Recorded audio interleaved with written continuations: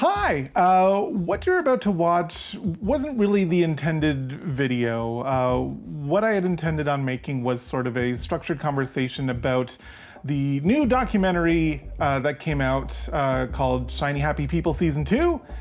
I was a part of the subject of that, Teen Mania Ministries, back in 2003. And the intent of this conversation was to have numerous voices come together. I wanted to have as many interns as I could muster. Because of some technical issues, we only had a handful of people kind of show up for this conversation, and we kind of just talked.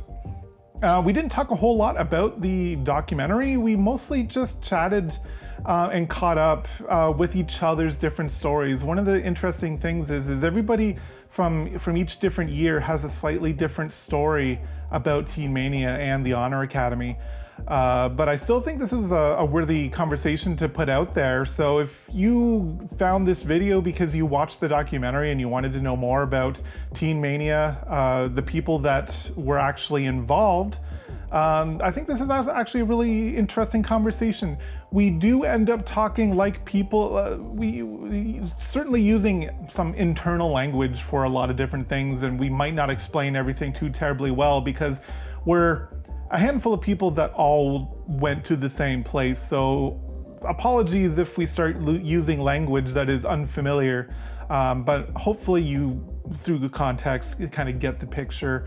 I do want to set up another conversation with more voices, with a more diversity of opinion about this topic, but certainly I think it's worth putting it out there. So this is a conversation between a handful of actual people that went to Teen Mania, myself and my wife included. Yeah, this is just, it's a real honest conversation between a handful of us, and I hope it answer some questions for you. And if you have questions for us, leave them down in the comments below. And I do want to make a video pertaining to this. I don't think I've talked at all about this on this particular channel, you know, this being more of a gaming centric thing for a long time and then dead for a very long time. Anyway, without any further ado, here is the unedited conversation that a handful of us had.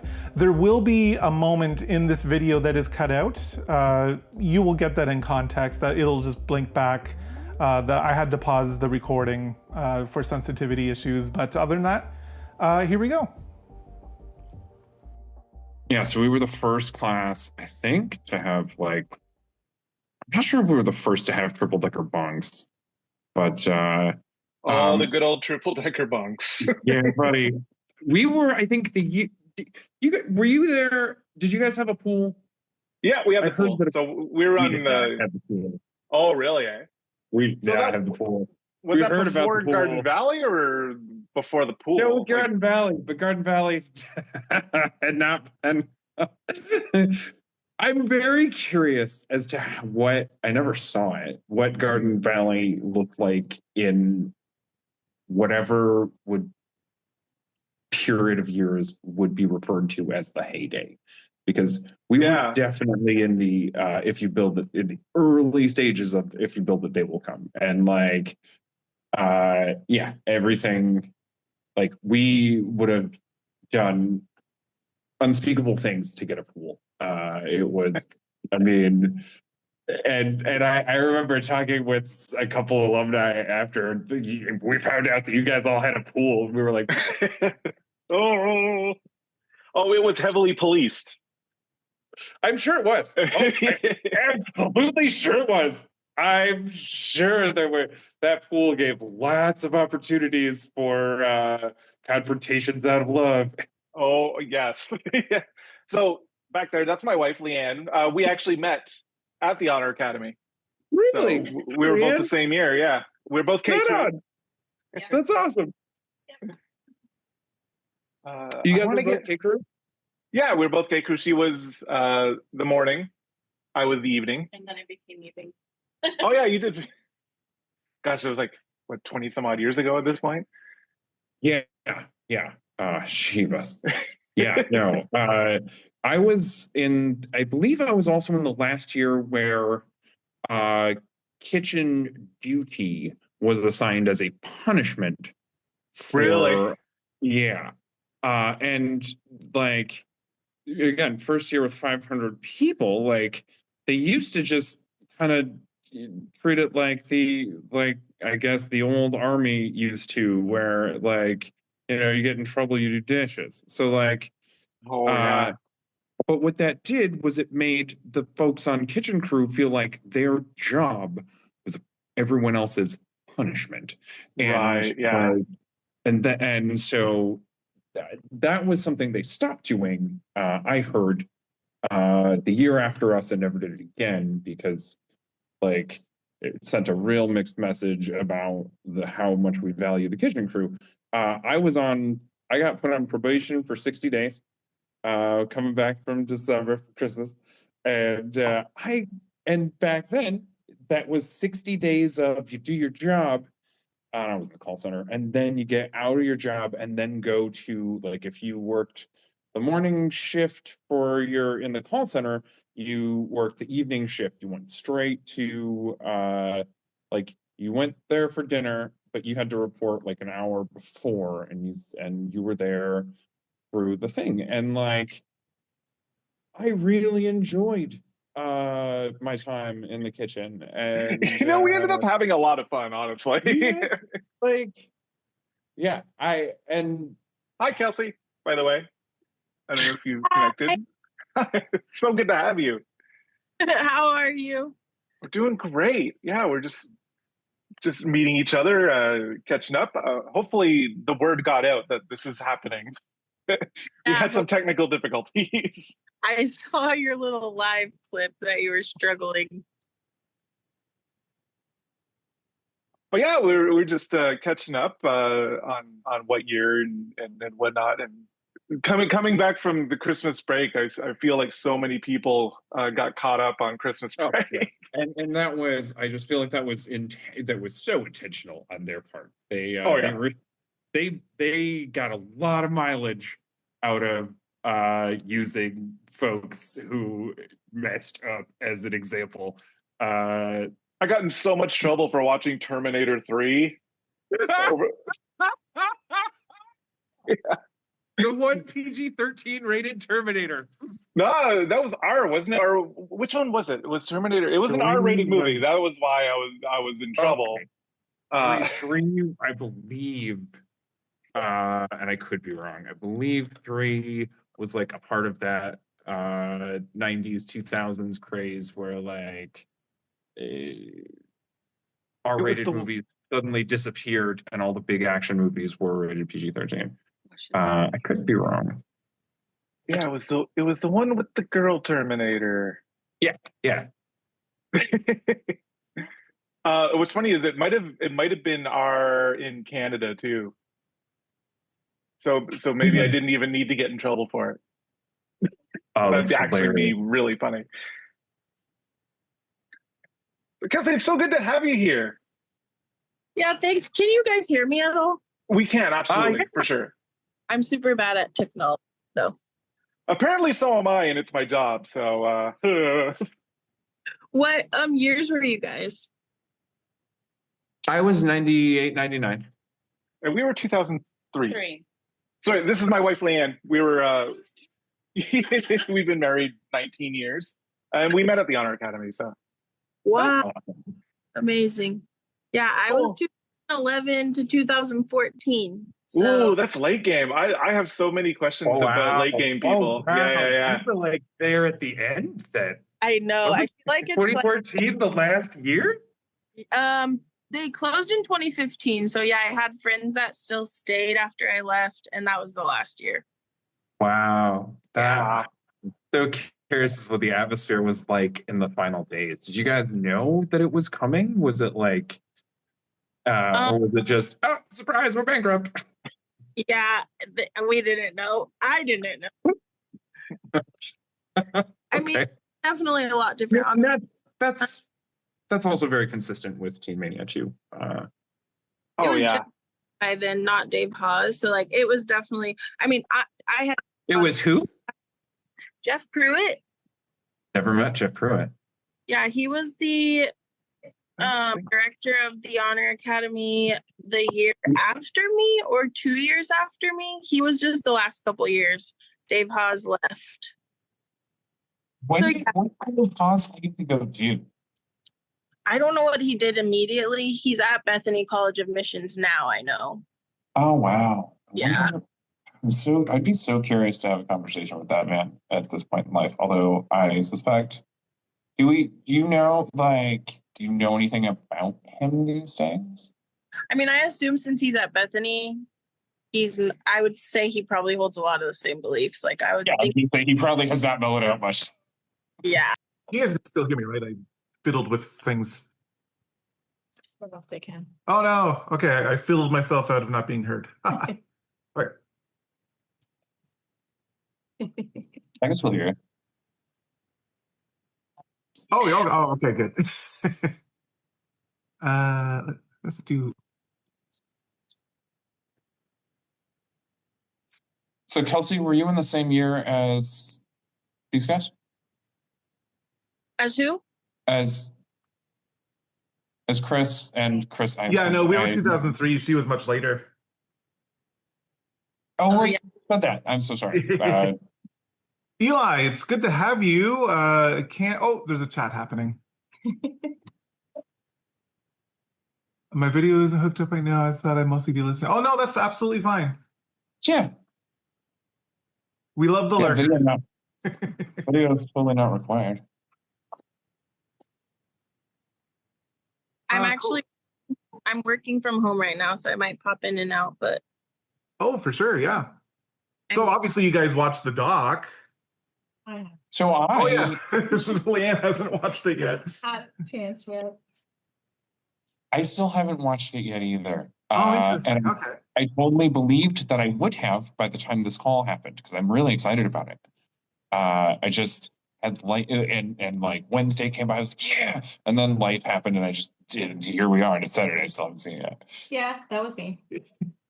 I started my vacation that day, so I had lots of time.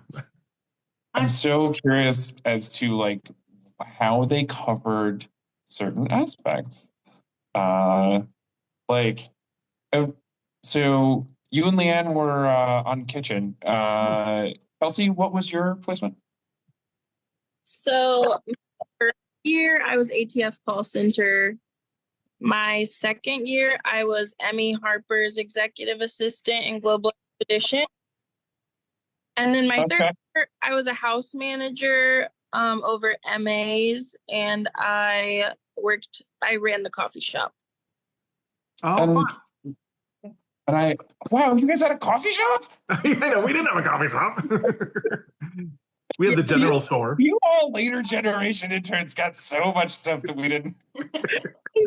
I feel like it's like new generation versus old generation. Like The gradual one.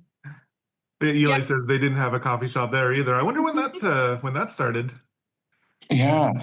The coffee was pretty. I think it came while I was there, actually. Do you think that's what bankrupted Teen Mania? That's probably what was keeping it afloat. Extreme. That's fair. Interns need their coffee, that's for sure. Yeah, buddy. Also, it was the Pearl instead of ESOL. So. Yeah, I think Pearl started soon after our year. I think it was pretty. I was Crosswalk days. You all got the ESOL because you couldn't do the Crosswalk anymore because people had guns pulled on them, and that like wasn't great. It was funny because I'd certainly heard of the Crosswalk, but they do actually talk about it in the doc with footage. Man, I can't wait. And, had an amazing time on the Crosswalk, but not all groups did. And I vividly remember, so we got back from the cross. So how much do you guys know about the Crosswalk?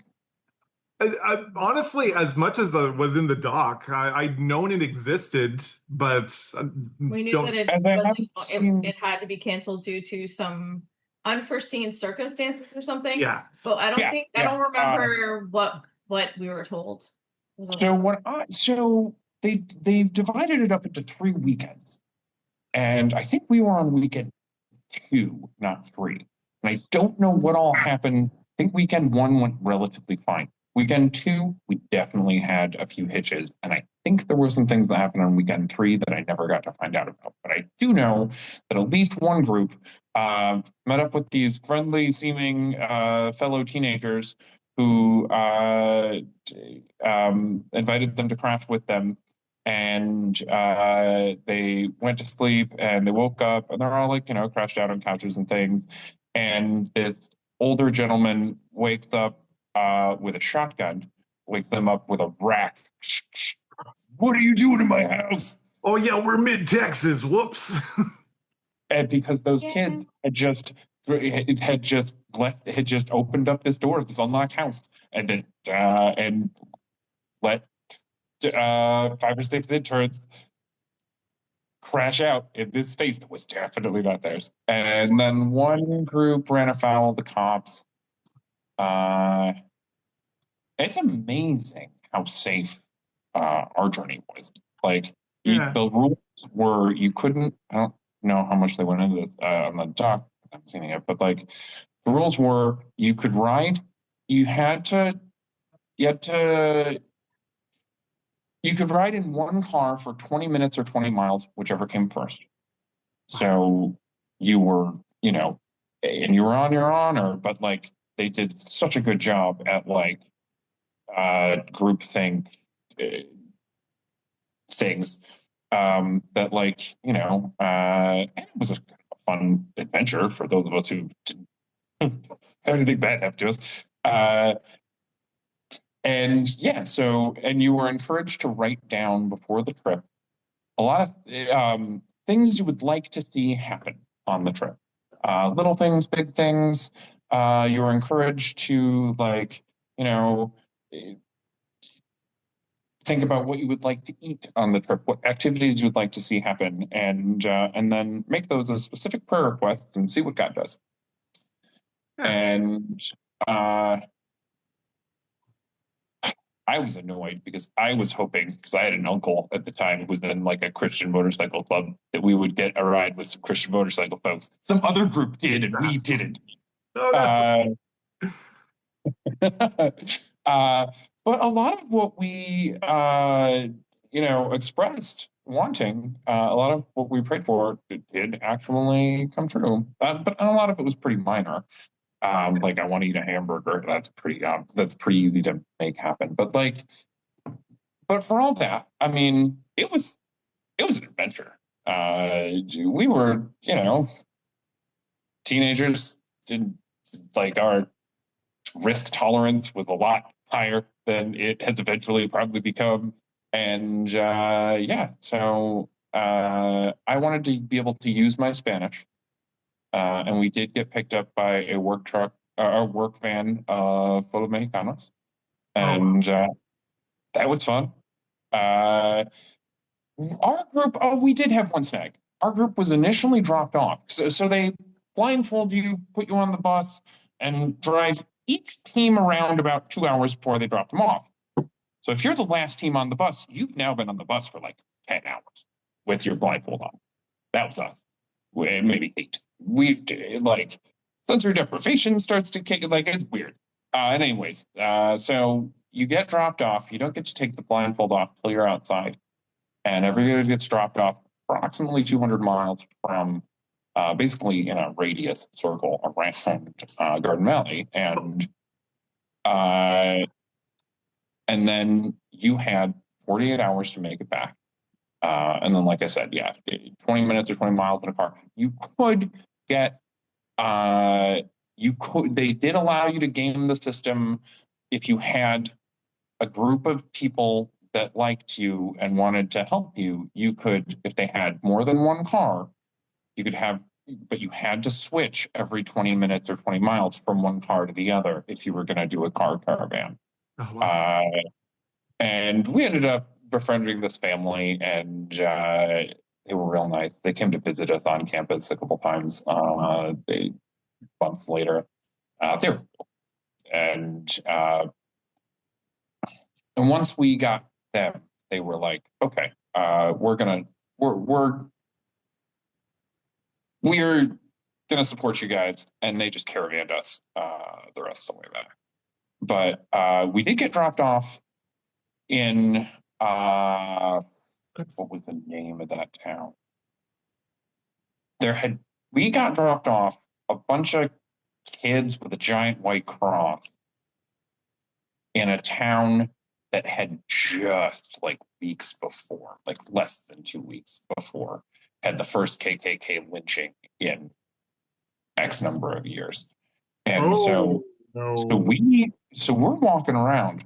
I think our saving grace was we had one kid from Thailand. So we weren't all white, but like we were a bunch of mostly white kids running around this giant white wooden cross 10 days after. And like, so we're thirsty. We got water bottles. We're encouraged to just knock on doors and ask people for water. When we're in residential neighborhoods, we need water. And nobody wants to help us. Everybody's looking at us a little weird. We go to this gas station. Everybody's looking at us weird. And like, we finally get to this lady's. We finally ask for water from this lady, and she's like, "Okay, fine. But what are you kids doing? Don't you know there was a?" And we're like, "What?" But of course, no one in the compound was aware of that or consciously aware of that. And so, but once we had hoofed it, maybe 20 miles, people started picking us up. Wow. And yeah. So that was our ESOL. Did you guys also do the? I mean, that was ESOL placed, very different experience. Did you guys also do the end times game? Where I was trying to remember. I don't recall the end times, but it like triggered like a weird thing in my head where maybe I was remembering like the unreached people or some other thing, but I don't think we did. I forgot about unreached people. Oh yeah. That was genuinely That was fun. the one I didn't do. When I was there, it was called World Awareness, not End Times. Yeah, World Awareness, I think that sounds more accurate. So what did you guys do in World Awareness? Do you remember? For our World Awareness, the staff and all of the like GIs and stuff role played as the government, and they basically. Okay, good. So that's that's the exact same thing. Okay. Yeah. Did you guys not do that, Chris? Well, it's weird because like that sounds more like unreached people, where there was like government and you had to like go through checkpoints and to get to your group, and it like split off at some point, or it seems like they added some elements of the end times thing. What was it, Healthy, that you guys called it? World Awareness? World Awareness. Yeah. Seems like what I'm hearing from you that they mixed some of World Awareness, some of the bit of World Awareness into your experience, because our UPG didn't have a government. It was just people got broken up into tribes and missionaries. Yeah, that was our okay. So we didn't have government.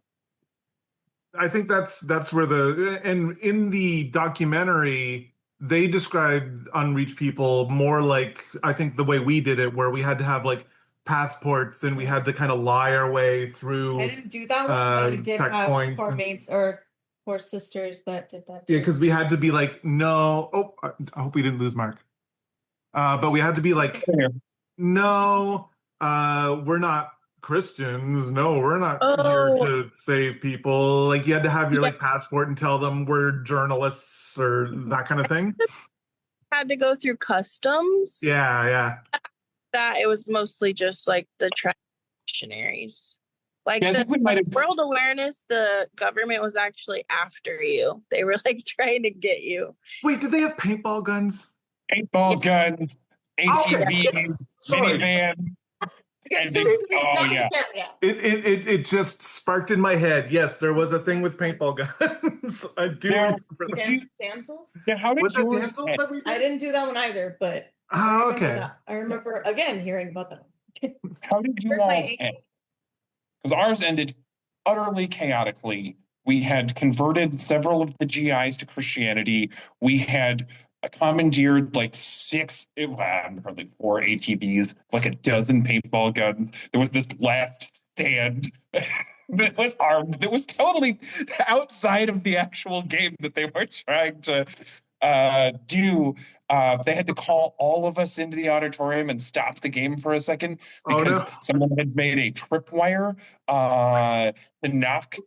to like humorously knock people off of the four-wheelers, but they're going at 40 miles an hour.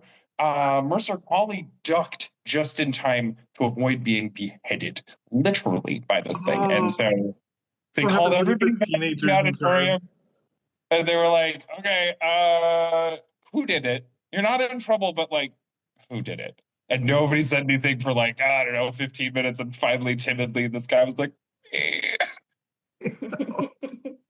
I wish. It's so funny because I have such a sparse memory of all of this stuff, and it's like things just start to bleed together too. So I didn't do all the LTEs. I did the vision one. Fasting. Was that the same one? I thought the fasting and for our year, the fasting retreat was cast as a vision retreat. Okay. Okay, yeah. I did a few. I think due to my injury from ESL, I don't think I participated in the Unreached People group one.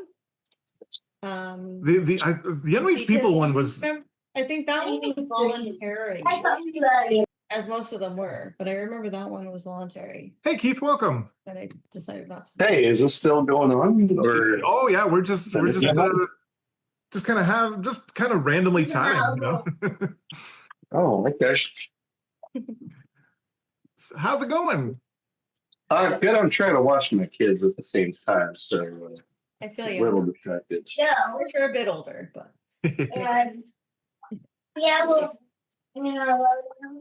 So, what year were you? We were all just sort of comparing notes. I was 05, 07. Oh, okay. Yeah. Yeah, so we were 2003. Oh, okay. 2004. 2003, 2004, yeah. And we met there and got married for 19 some odd years now. And Wow. Well, yeah, true. Well, I did marry somebody from there, but that ended almost 10 years ago. So it feels like that's far too common. Yeah. Oh, running out of time. Hold on, I'm gonna do a thing over here really quick. I would have expected a whole lot more people. I know. Well, so I think the technical issues might have screwed things up a little bit. Yeah. We can have more. It's more of a time thing. I'm just gonna do this really quick here. All right, talk amongst yourselves for just a second. I have a thing to do here. I don't know if mine's coming through. I hear you. Okay. I hear you now. If I you had said myself anything muted prior- before Oh, okay. because I was like, oh shoot, where's my camera? Just hadn't had it set up since doing some upgrades to my computer. So Right on. and I What did went you- and put on a shirt just for you guys. I love it. What's it say? I can't. I'm It says, overthinking. hold on, I'm Sorry, Mark, I overthinking. can't either. My that- partner got me a bunch of shirts with like this anxiety bunny on them because Oh, he loves me and I feel like I should have a shirt like that sometime. I know, right? Like today. I love it. I'm just gonna drill on the box over there. Oh, wait, hold on. Dragonheart. Sorry, I'm doing Zoom things over here. how dare you? They're How dare you not demanding. have everything perfect? You need to have a shirt. I can't even believe it. Oh. So who here has watched the doc? I know there's a few people. Leanne has. I hosted a watch party on Discord for it, actually. You did. Nice. I really wanted to join it and I just couldn't, but Honestly, the timing probably wasn't best for everybody. I was stress procrastinating I wanted to adjust some things on my server, including having some join questions, because technically it's for a group I run that's called Dank Memes, and has HA alumni, but ah, oh man, I left that meme so long ago because it became like such a crazy thing. I need to get Well, back. But it was awesome when it started. That's still good. I love that group. I need to go back. I put a lot of work into it for a while. But It was started by my friend Charles, but he decided to step away for a little while. Then I became the owner. And so at the beginning, I had to work really hard to weed out some toxic people that were in there. Yeah, it gets hard. I love Charles. Exists. Yeah.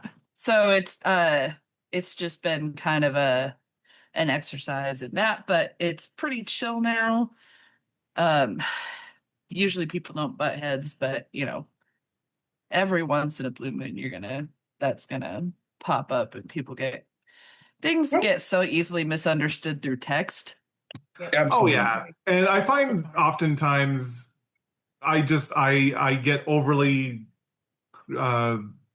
sorry, I'm doing like 800 things. It's Sorry. okay. I get very overwhelmed with back and forth that I just have do get a bit remove overstimulated. myself. Yeah.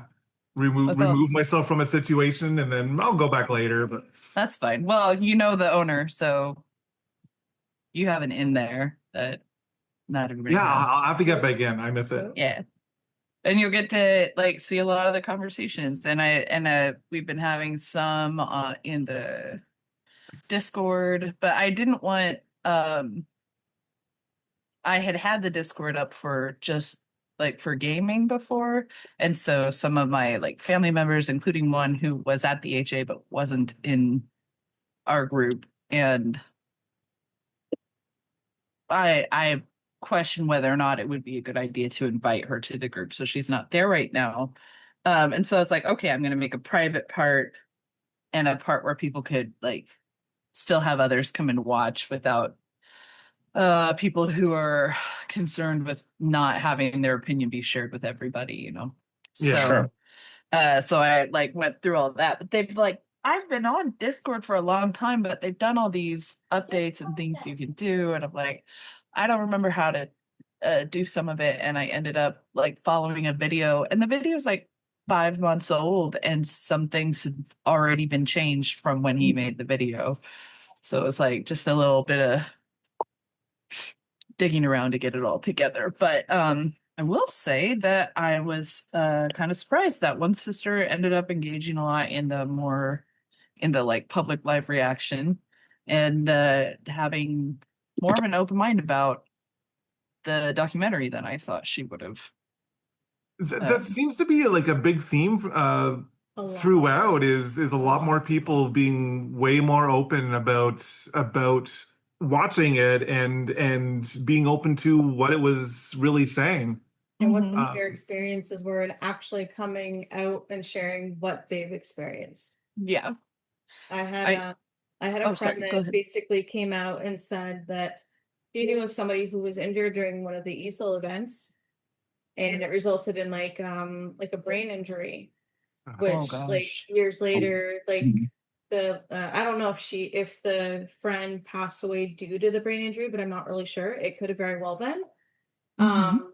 But yeah, it's brought a lot of stories that people have kind of held back.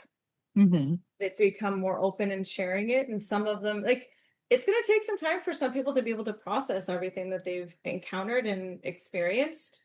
Thankfully, I didn't have any negative experiences for the most part, but right. I had just lost my grandfather when I went, just before I left. I had just lost a really good friend to I guess an unexpected circumstance. He was trying to keep a friend out from from jail. So he decided to swallow a bag of something and it ruptured in his stomach and he went into a coma and never came out. And then while I was at the Honor Academy, my dad gave me a call and told me that one of my friends had committed suicide by hanging himself. So like a lot of what I went through had nothing to do with the Honor Academy itself, but that's where a lot of my bad memories and things that I really don't want to remember happened, unfortunately. Right. Well, I'm sorry, I missed. What year were you there? Or years? 2003, 2004. Okay. So you might have known, I have multiple siblings who have Okay. gone. Our last name was Geist. So like if you knew any of them, my sister Deborah, you might not have known her because I can't remember if she graduated. I think she graduated August of 05. I think she was in 04 to 05. I might have met her because Oh, like in the January? yeah, in January, because some of my core was January like 2003, 2004, 2005. So I might have met her. Mhm. Well, so like my sister Rebecca I'm went. better with faces. Yeah, sorry. My sister Rebecca Okay. went in like the late 90s. And then my sister Naomi went in like 02. And Naomi's been on like 8 or 9 mission trips with Teen Mania. Oh, And wow.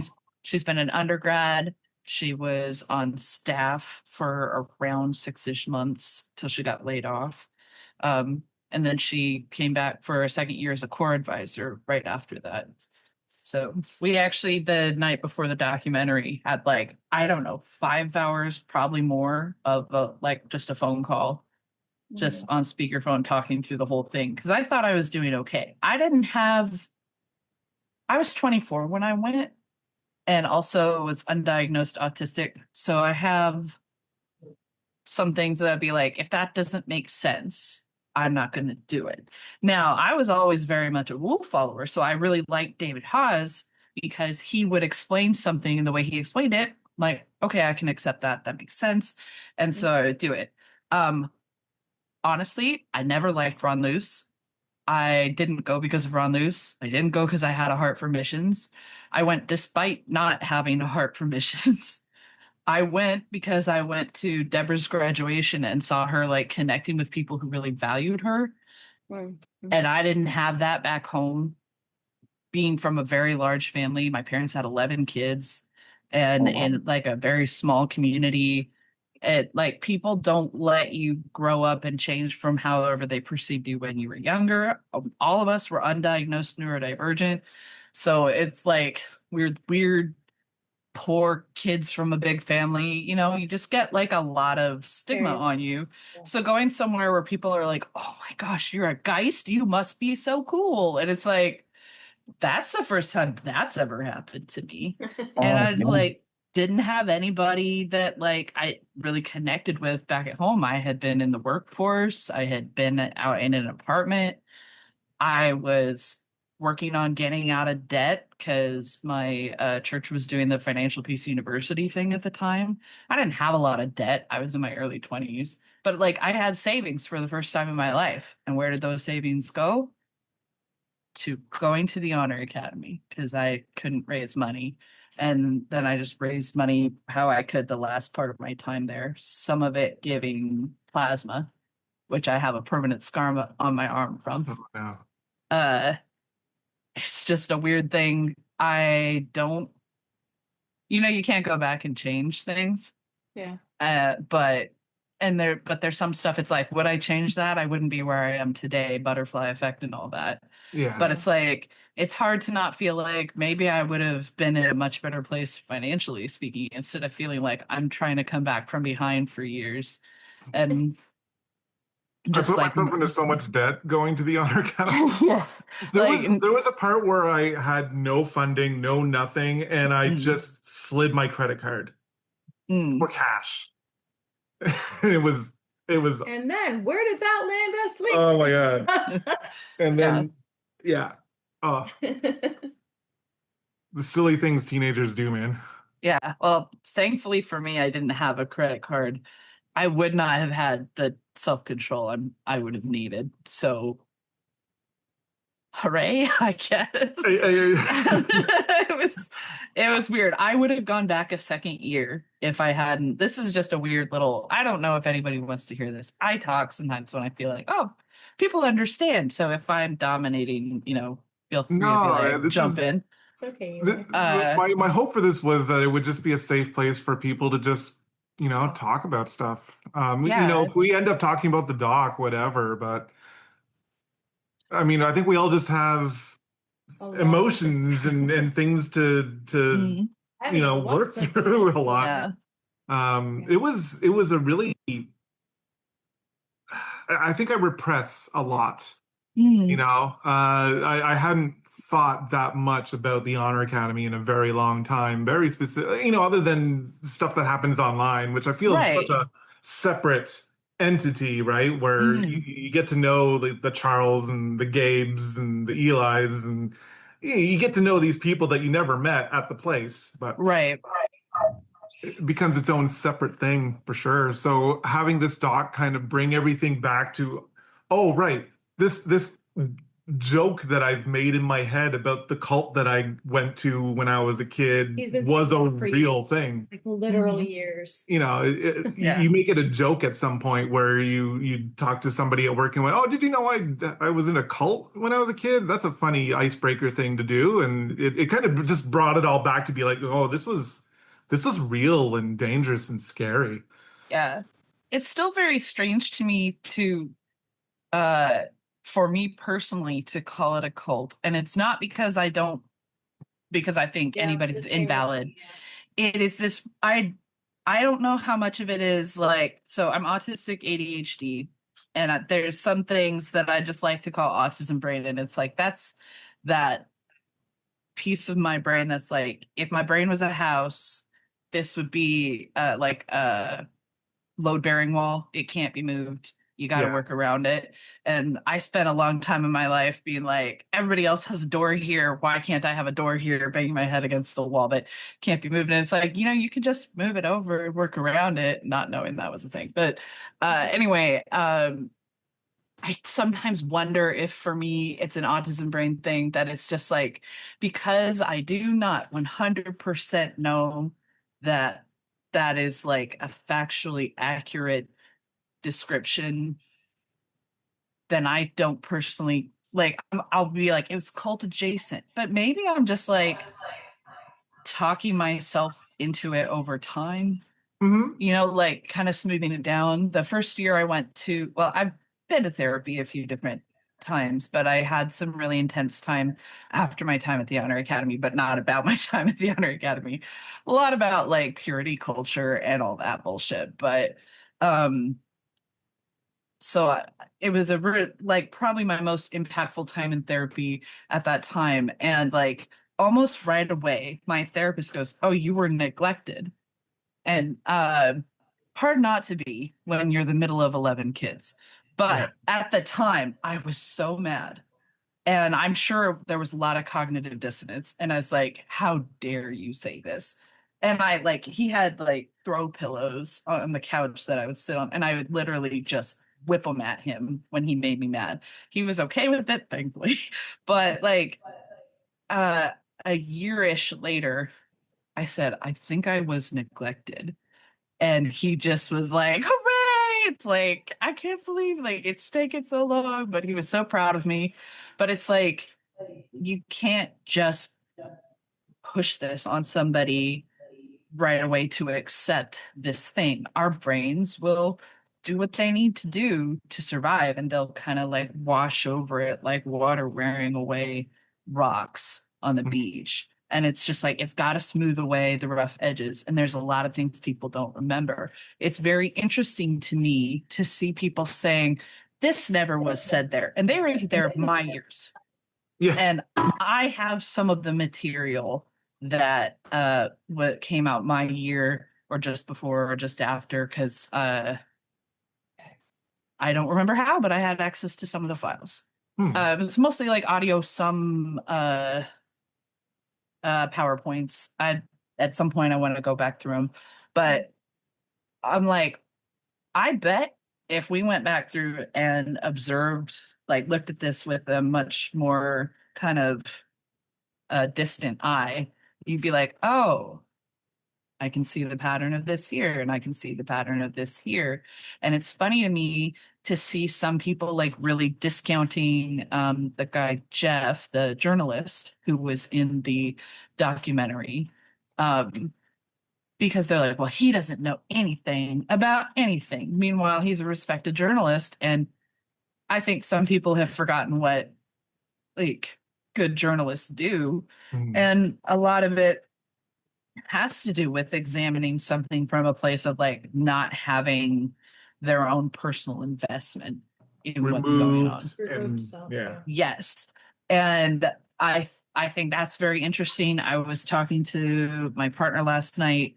I take it's not CBD, but it's whatever is legal in Texas right now, gummies for anxiety and pain and stuff. I have who knows what all chronic illnesses. But anyway, the point is sometimes I feel like I get really insightful when I have them, but I can't always remember everything I brought up. Me neither. I get that. Yeah. Like, of course. So 100%. I was like, I need you to help me remember this. So I might later on be like, right to you, be like, this was the full thought that I didn't get out on the call. But I was talking to him, and I was realizing that there's kind of this thing where I think a lot of people in evangelical spaces who were in leadership cannot admit. There was a conversation about Shannon Etheridge going on, and some people had said, I like how she changed her stances on some things over the years. It felt like some of the stuff she used to teach was harmful, and she moved away from that, which, Teen Mania didn't like how, they had some problems. I don't know the exact specifics, but they did not see eye to eye. And I was like, somebody was saying, well, I'm just not seeing people say they have problems with her generally now. And not that nobody did. Somebody's like, hey, I had a bad experience. But overall, people aren't being like, Shannon Etheridge, she was with the people at Teen Mania who hurt me. And I think a lot of that is because she has kind of like, as she learns and grows, she's like, okay, I'm sorry, this was harmful. And here's where I'm at now, and here's what I think now, and allows people to come along with that. I do think in evangelical culture, there is far too much of an emphasis on, once somebody has like preached whatever doctrine they want to preach, whatever dogma they want to preach, whatever idea they have, they cannot move away from that stance that they made, because at the time they were saying they heard from God. Yeah. And they were saying that they had authority from God and they had inspiration from God.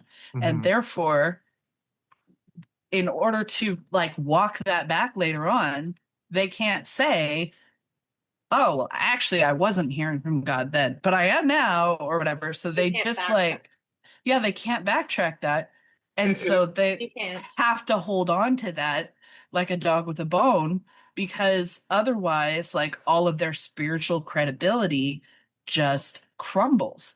And just as a slight addendum to that, I have seen a few people at least do the whole, well, it was the people who were a problem, not the ministry, and like people are fallible and blah, blah, blah. And it's like, yes, people are fallible, including people who were in leadership, including people who told you they were hearing from God.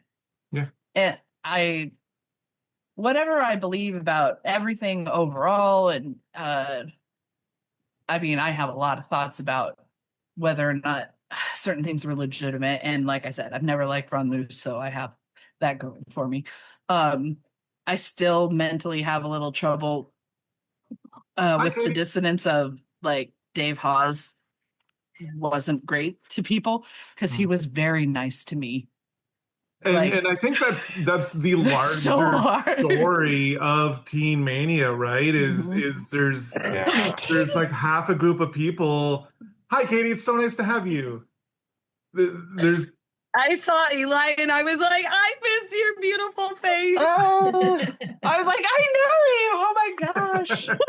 No, I know. I knew exactly who you were. And I was like, dude, do you know how many days you made my smile worth smiling? Like, holy Oh, shit. you're gonna make me cry. I know. Seeing your face is going to make me cry too. Don't even. I really liked the people there, you know? It Well, was, Yeah, like that's you. just it, right? Like Like you. we There were some were really awesome people there. Absolutely. a group of teenagers who all went to do the same thing. We had so much in common. Yeah. And we created a community. And so when that community is warped or used or whatever, like it hits you right here, right? Like that's Hurt. Oh, that's truth. mm.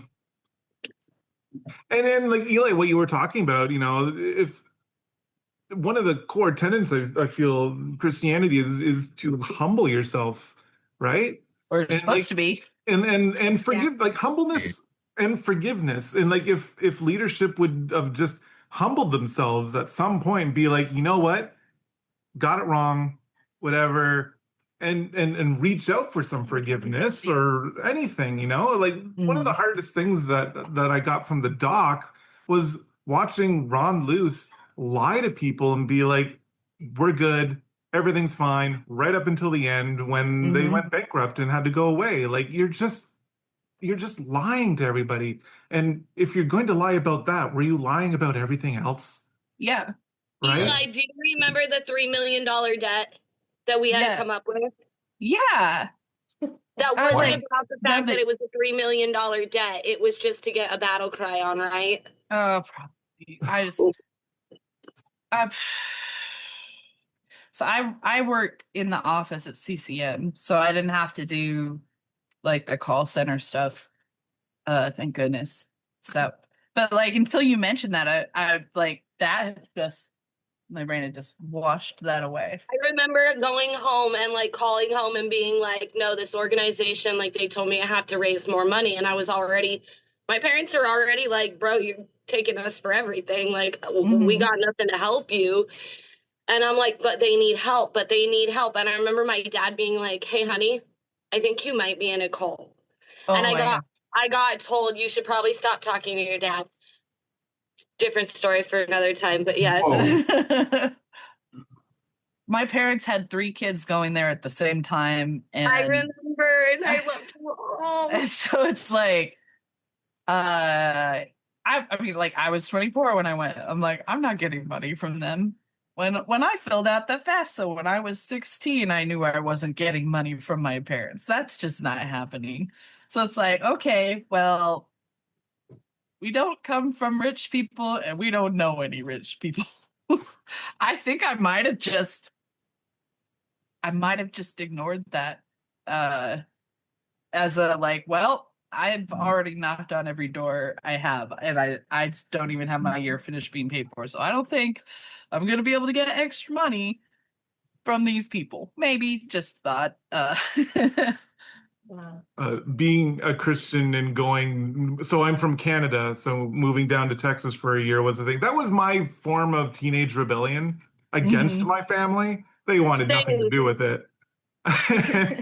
And yeah, I remember calling my mom and being like, I'm 18 days before January 07. I'm moving to Texas. There's nothing you can do to stop me, and I don't care if you like it. And she was like, excuse me? What are you talking about? Yeah, and I was like, for Jesus. And she's like, okay, honey. Okay, yeah, whatever. Sure. That's how I convinced my parents to let me go to public school my senior year, because I thought Jesus wanted me to go, so I convinced them Jesus wanted me to go. I wish Jesus had told me sooner. I would have gotten a lot more out of my high school years. I went to a really tiny private school, and by really tiny, it's like a collaborative homeschool. I had a teacher. She just scored my tests. We had like 25 people max, and that was K through 12. Like, wow. public school was very different, but like, oh my gosh, people who know things are teaching me stuff. What? Whoa. Yeah. I wish I could talk to my English teacher from that time, because he did, at the end of his class, at the end of the year, because I was a senior, he met up with all his seniors and he gave everybody a little bit of time and like spoke to them directly. And he told me that he would encourage me to travel. And I had no idea why. And I'm like, okay, Mr. Mishu, that cool.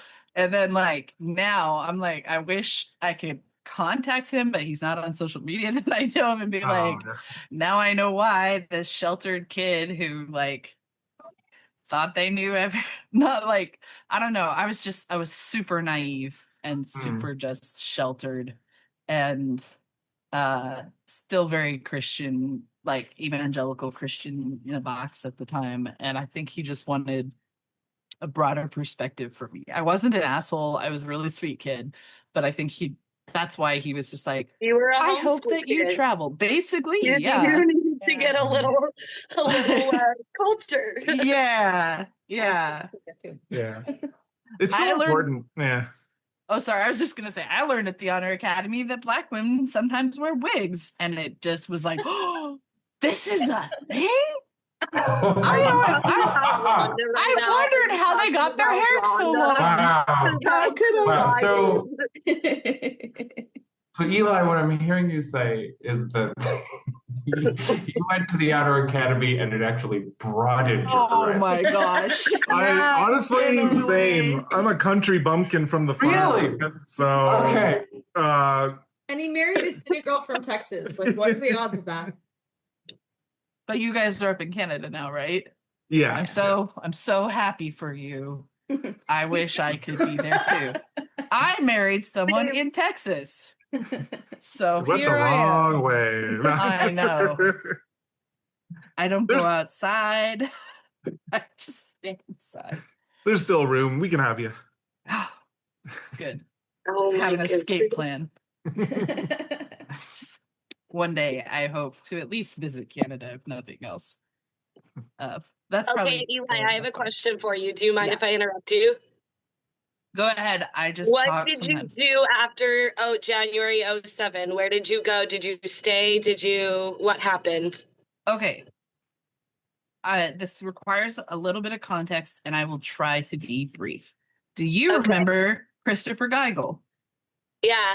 Okay. Yeah, of course. First I week know I had exactly what you're talking about all of a sudden, but I hadn't thought of his name in fucking 10, Yeah. 20 years. I had a crush on him like week 1. Okay, I saw it. Sorry, but like we were like friends Obvious. pretty much right away. Somebody cared about me, saw value in who I was as a person. That was new to me. And I'm demisexual. I don't really get attracted to people until there's an emotional connection. And I don't know, you just kind of like made very fast friends there and stuff. He was amazing. Yeah, he's an Amazing. awesome person. But like he's out as a proud gay man now, and I did not know that then. And you're not allowed to talk about relationships and stuff. And I had a well-meaning but stupid GI who had left campus and came back for alumni reunion.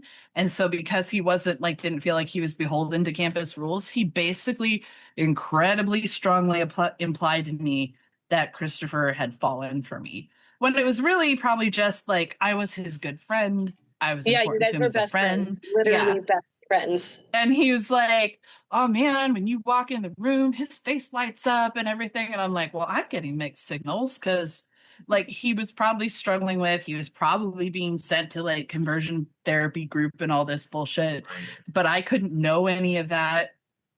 And so I actually wanted to stay a second year just because of all the people. But unfortunately, maybe fortunately, I don't know. I based that somewhat around this person who I had, people convincing me that, oh yeah, he definitely is going to want to date you after you're allowed to date. And so it's like, okay, well, I don't want to, stay if he's going or go if he's staying, which I don't know, there's a lot of shame in my head for like determining based on a crush on somebody. But like that was a fucked up aspect of my year, was that like not being able to have honest, frank conversations and the homophobia that was there. Like, oh my God, Yeah. rampant. I made friends with somebody who like told me and Christopher that he was going to like like he was open about it was his struggle, and that he was going to like a weekly meeting and everything, and so he borrowed like our vehicles occasionally to go. And like I've always been somebody who's like, I don't think that's my place to judge you about that. I think that's between you and God and whatever. And like now it's like, oh, I'm queer and I'm non-binary and all this stuff. It's like, okay, that's different. No, but, it makes sense like, why I was leaving it's you. like, oh, I was such a good ally. Oh, okay. But like anyway, like I wouldn't have judged him. I would have had compassion for the situation he was in, but I had people paint the situation very differently. Okay, I'm gonna try to shut up about that, but the context there is that that's why I didn't stay, even though I had a lot of people I cared about and would have loved to stay on campus to be around them. Genuinely, like I loved CCM. I loved the people who were in charge of CCM. I loved the Rittenhouses. They were incredibly kind to me, and the CCMers loved me. And like it was like they're the outcasts of the Honor Academy. They called themselves the heathens of Teen Mania. And I'm like, great. Always such a separate group. It was I'm like, yeah. I fit in with the heathens. It's wonderful. Like people were just what was CCM? So sorry, it was guys. the Center for Creative Media. The guy who was in charge of it, Dave Rittenhouse, like he had worked in the film industry and he had produced like Behind the Music about Journey and Holy crap, like, yes. yeah. You And are so right, and they used to tell us that story. So he would so the people there were actually learning real skills, most of them at least. Usable in the future. But they had to pay a lot more money to be there too. Like, Oh, I don't what? remember how much, but it was a significant amount more than an undergrad had to pay. I want to say 20,000, but do not quote me because I do not know for sure.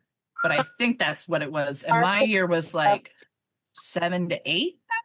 Yeah, my year was Our 7 to year 8. was 8,000. 2007 was 8,000, and then for 2008 it was going to go up because when I was calling people, I was quoting a little over 8,000 for your year. Yeah. What were we, 6? I don't remember. Yeah, right. Yeah. So we keep paying more and more for the privilege to be there. Sorry, I have The privilege to work in the kitchen. Yeah. Privilege to work I don't even know anymore. hard.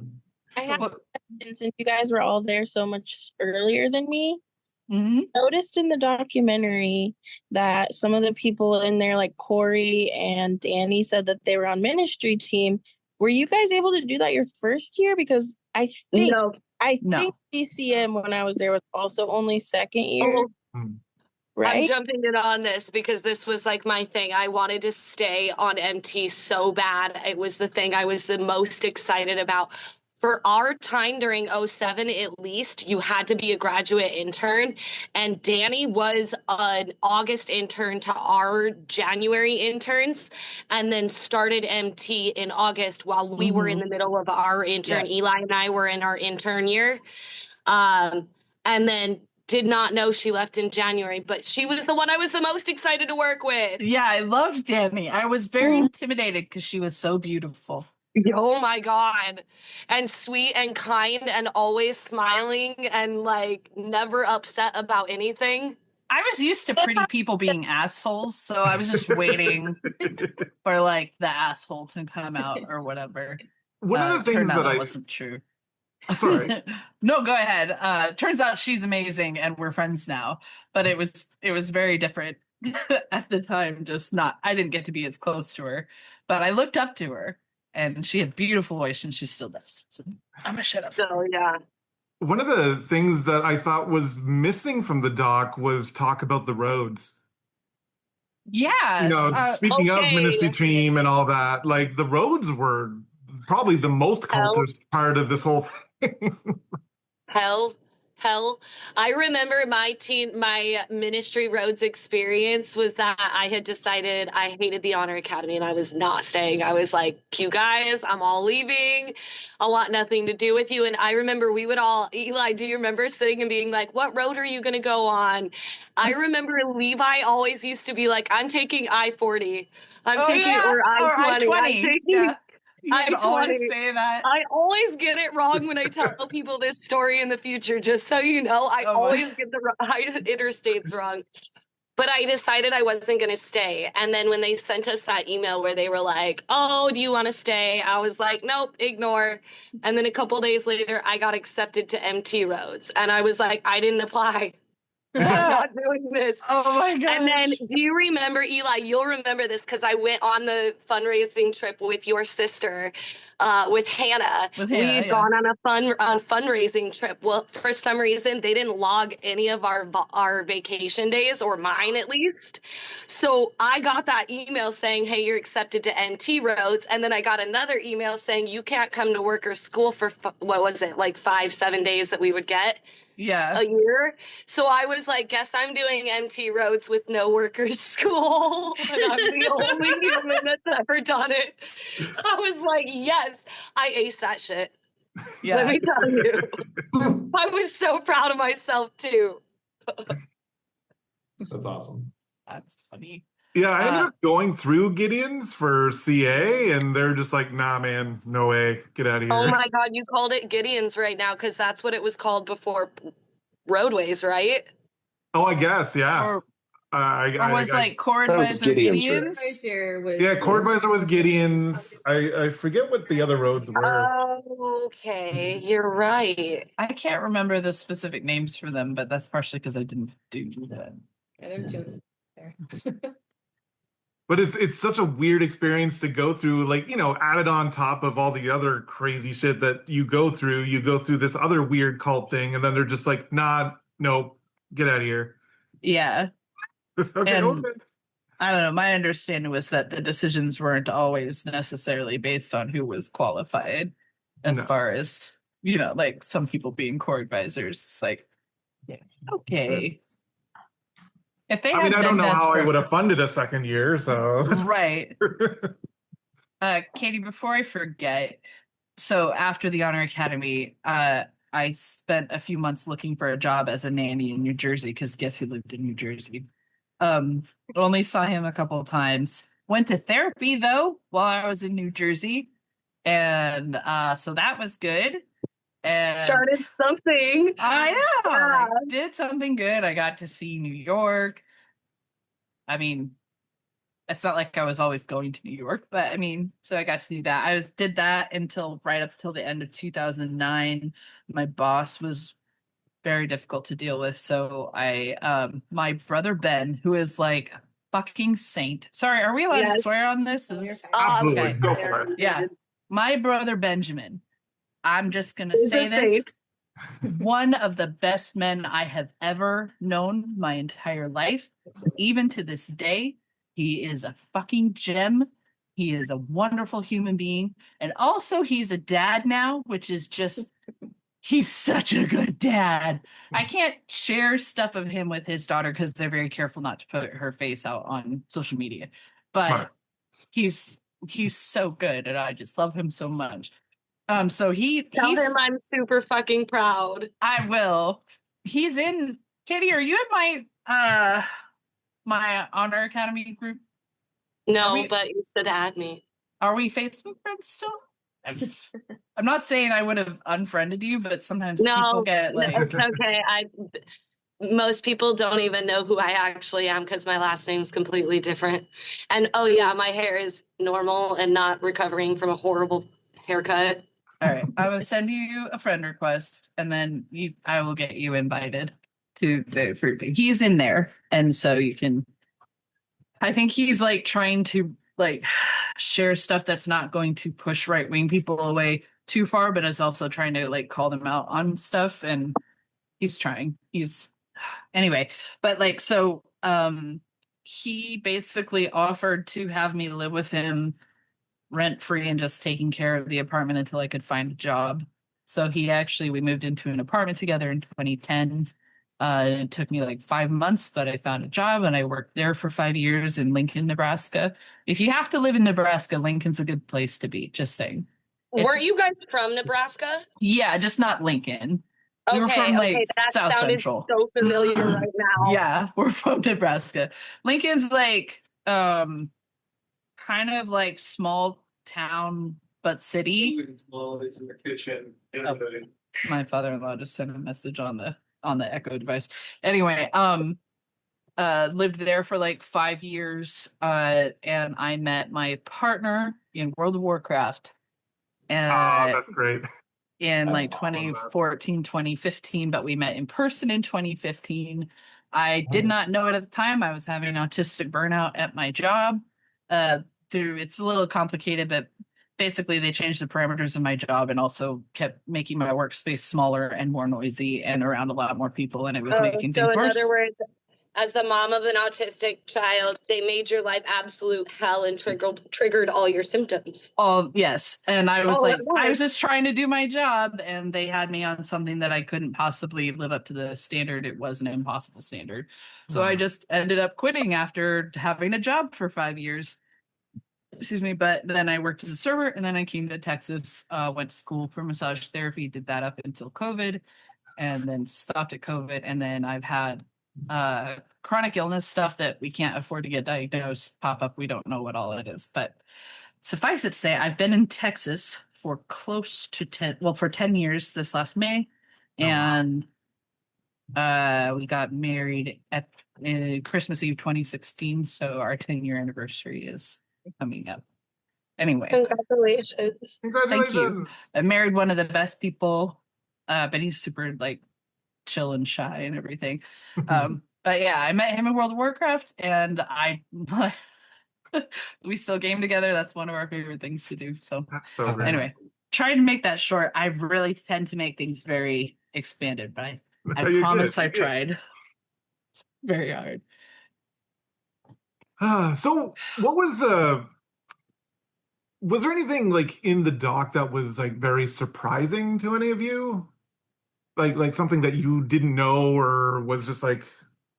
Can I spoiler something for the people who haven't seen it? Please do. Okay, so there's I'm not gonna lie, I've only watched it once, and it was during the watch party, and I planned on reprocessing it this afternoon and having my partner watch at the same time. But every time he gets a chance to snuggle with me, he's like starts falling asleep. So he started falling asleep because he was just so comfy, and I'm like, why don't you take a nap and we'll just finish it later. So I got through the first episode. I'm wondering how I'm gonna feel. Episode 3, I felt like, so you watch the trailer, and I'm like, I see Danny, I know Danny, and I know Liz and Phil through Facebook basically, and I know Carrie, but not because I was there at the same time. We just, these are people I've gotten to know over the years and stuff. And it's like, oh, my friends are in it. And there's a couple other people, but then there was somebody who shows up in episode 3 who just to me felt like they did not show this person. And I don't know if anyone would know them. I don't remember their name. I don't think they would show this person in the trailer because it felt like this is dropping in they got like a juicy interview with this person, and they were somebody who had been brought on essentially to do PR or whatever. Yeah, the PR. Oh yeah, that and was she surprising. was like, this stuff is a lie, right? Or isn't, like, this isn't true, right? The stuff you're being accused of. And then just like having people just like not answer her. That was, I was just like, I don't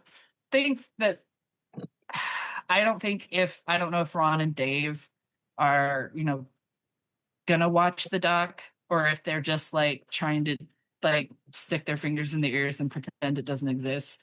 I know that they've been kicking people out of their Thankful alumni group left and right. Anybody who has,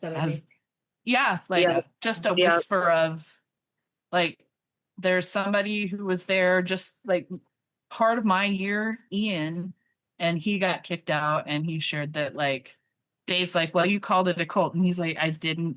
That's like literally not what he said. But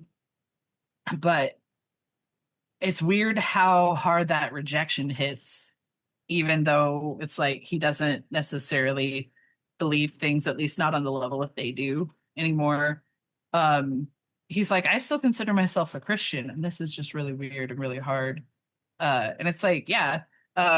Anyway, that person being on there, I feel like if I were Ron or Dave and was watching it and that person showed up, I would feel like the beat just dropped in a bad way. I would feel like, oh, they've got dirt I didn't know they had. I didn't know this person would speak up. That's how I would feel if I were them. I don't know. Maybe they don't care. They had a little clip from like the alumni call that was in 2010 that I don't know if I was knew just about. about to be like, am I crazy for remembering this conference call around the time I had a kid? I got a conference call and it was basically about all of this. Right? Yeah, it was. But I don't know if I like didn't catch it or like what. I don't know, but like I don't think I knew about recovering alumni until like years later. Like Yeah, until that seemed to me too. Do you guys feel like, sorry, I didn't mean to cut you no, off. it's okay. It's okay.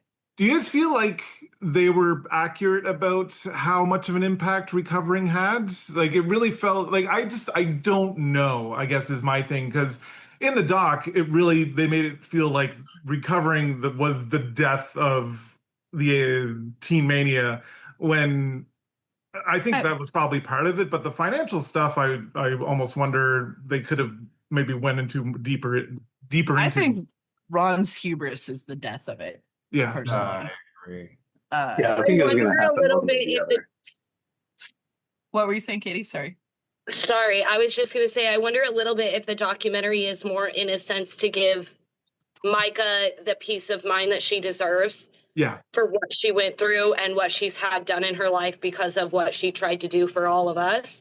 And like, I really almost feel like eventually someone's going to need to actually sit down and look at where did the money go? What are those stories? If all there's a scene where they show like the amount of different types of stories that got put on that recovering alumni, and it's like they range in like abuse and this and that and the other, and it's like we need to actually sit and talk about that. Like we need to have a conversation where people understand like this really did happen.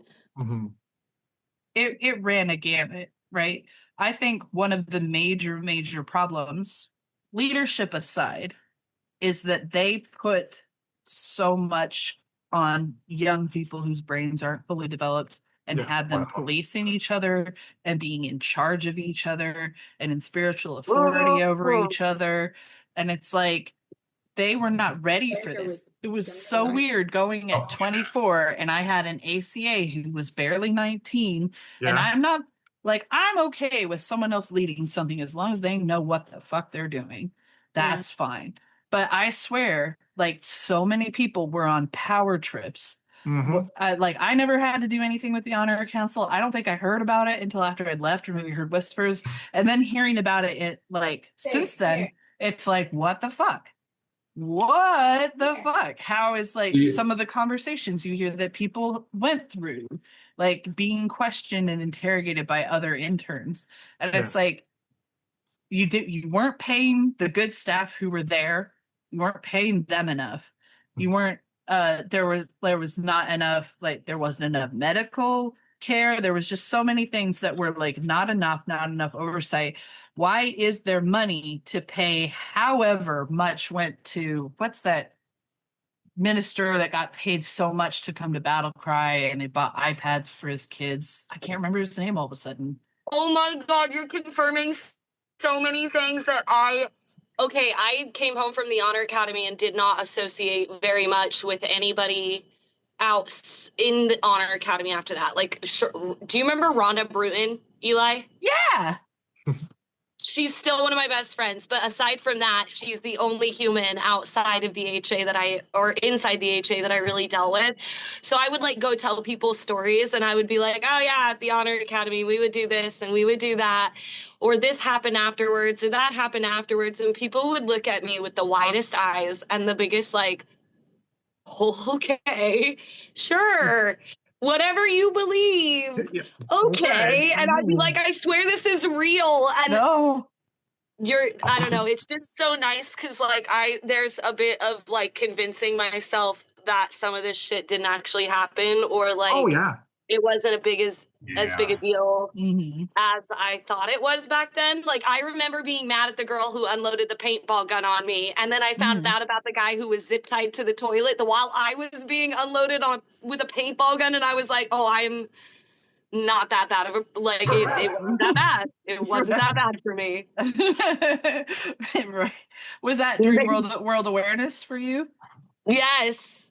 See, I got off so easy in world awareness in a way because I had an ankle injury that flared back up. And so I remember that. I arranged to be in a prisoner exchange for somebody who was able-bodied who was in the prison. And so they take me back to the prison, but they can't have me do the push-ups and everything like other people are doing because I'm hurt. So I have to like sit there while other people are doing it. And then they're like, okay, now we're going to put you on it. And they take us all and put us all in the showers.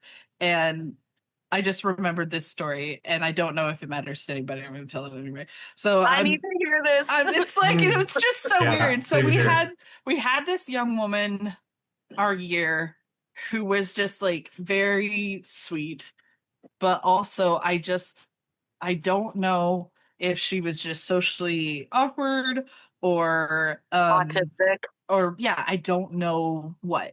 Like I'm so lucky I've learned to mask in many ways, but whatever was going on, like we had Phil what's his face from Newsboys there at one point, and he was doing like a set for us in the auditorium for the interns, and she had brought her tambourine and she keeps playing her tambourine, and he keeps like you're talking about my roommate.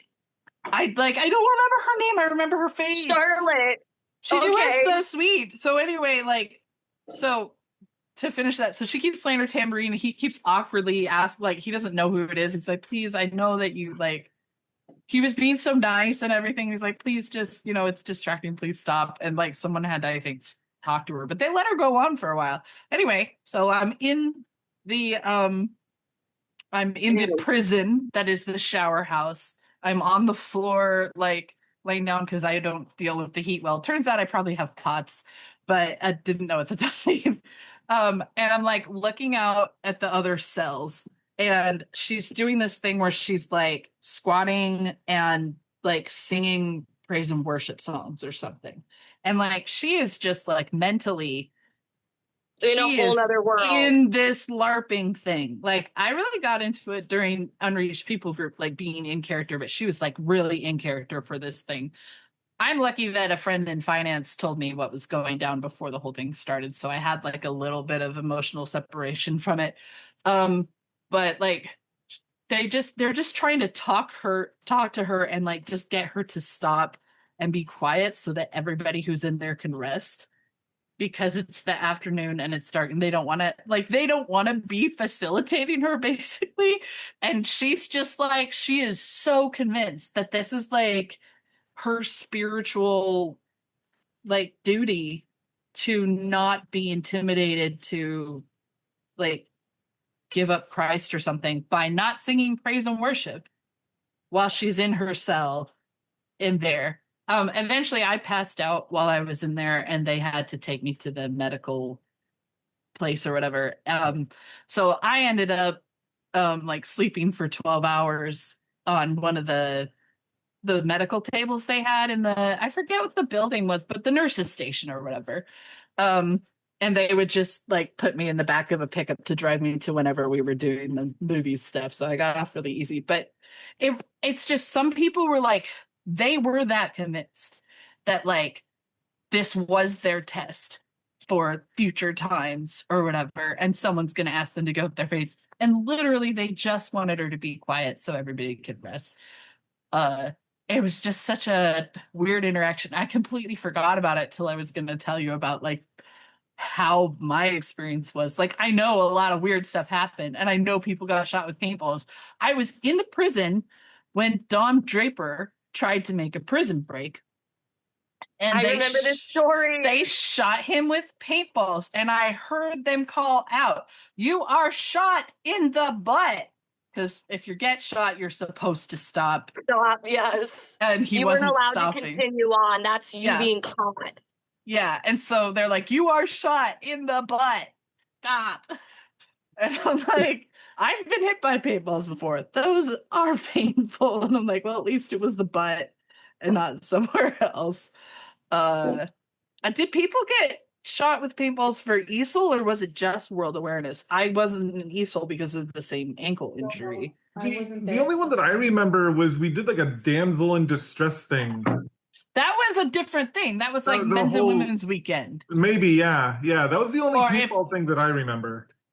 That was shot. so weird. Participated in that one. We got shot with paintballs during Week of the Ring for one of the things. I think we were carrying giant logs, and I don't remember. We definitely got shot. But you were there during- early enough for Crosswalk, you said, right? Yeah. Okay. I was the last year of Crosswalk.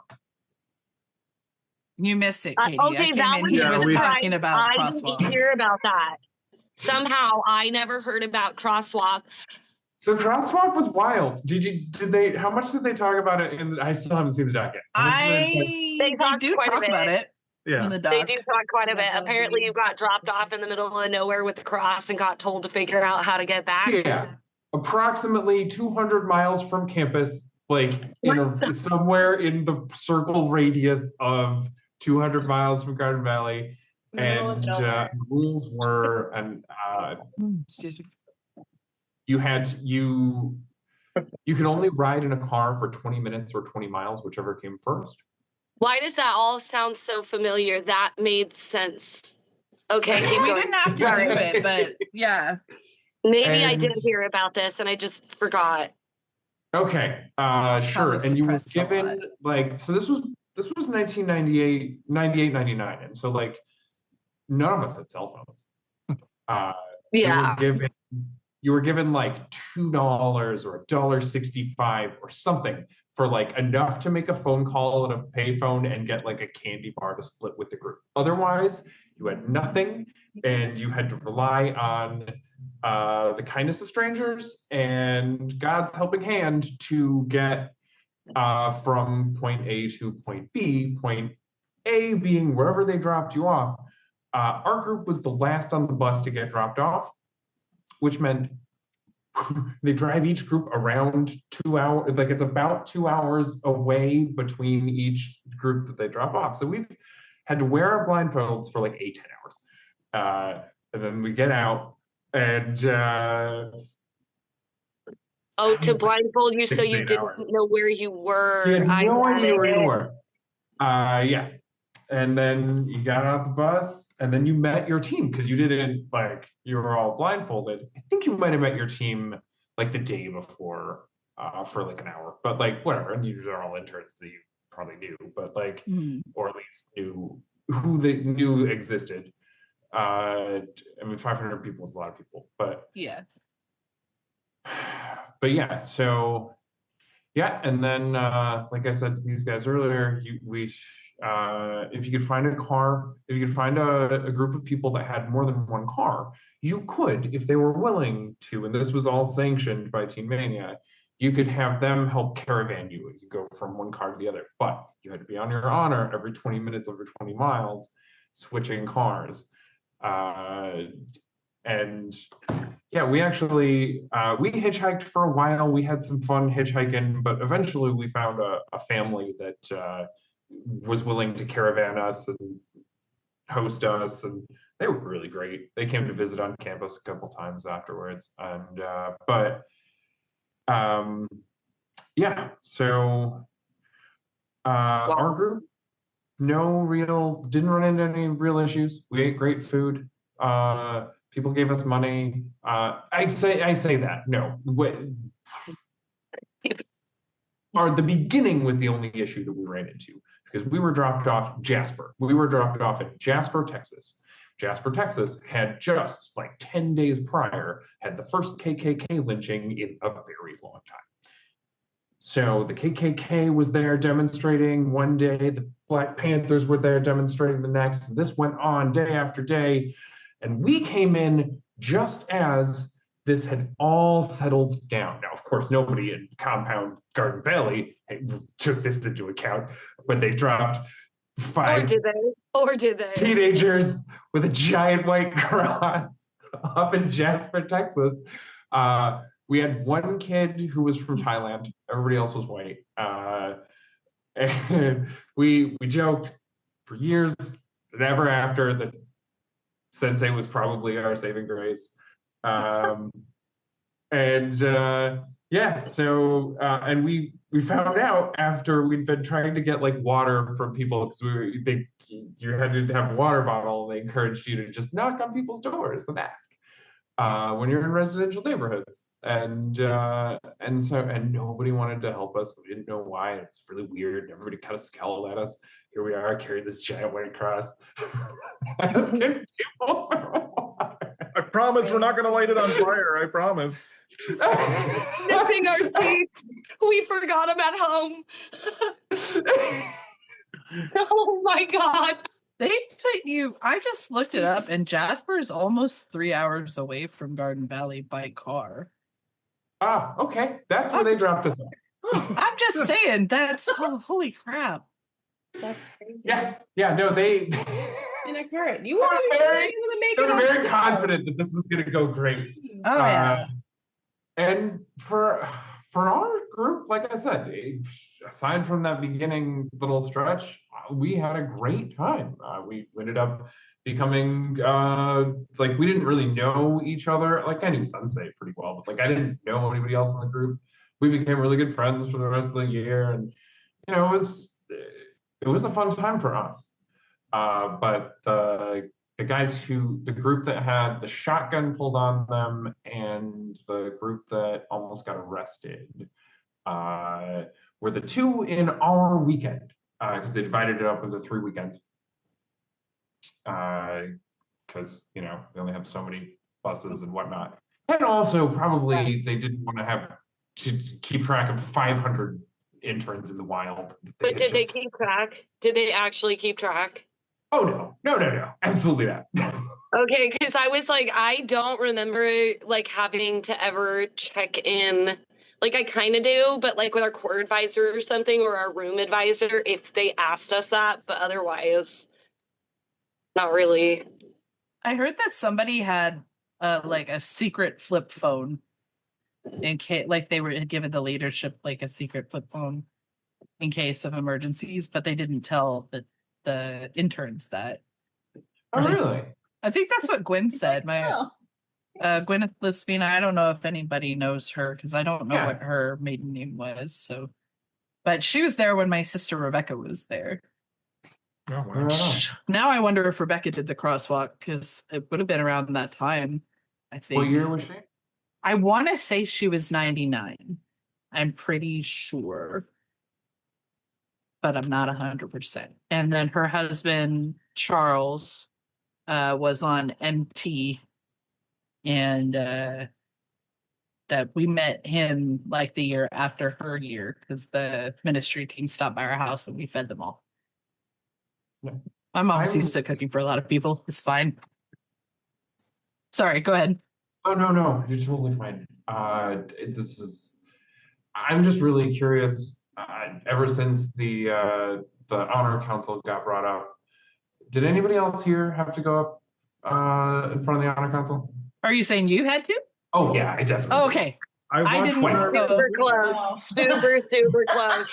I got threatened for it, but like never actually had it happen.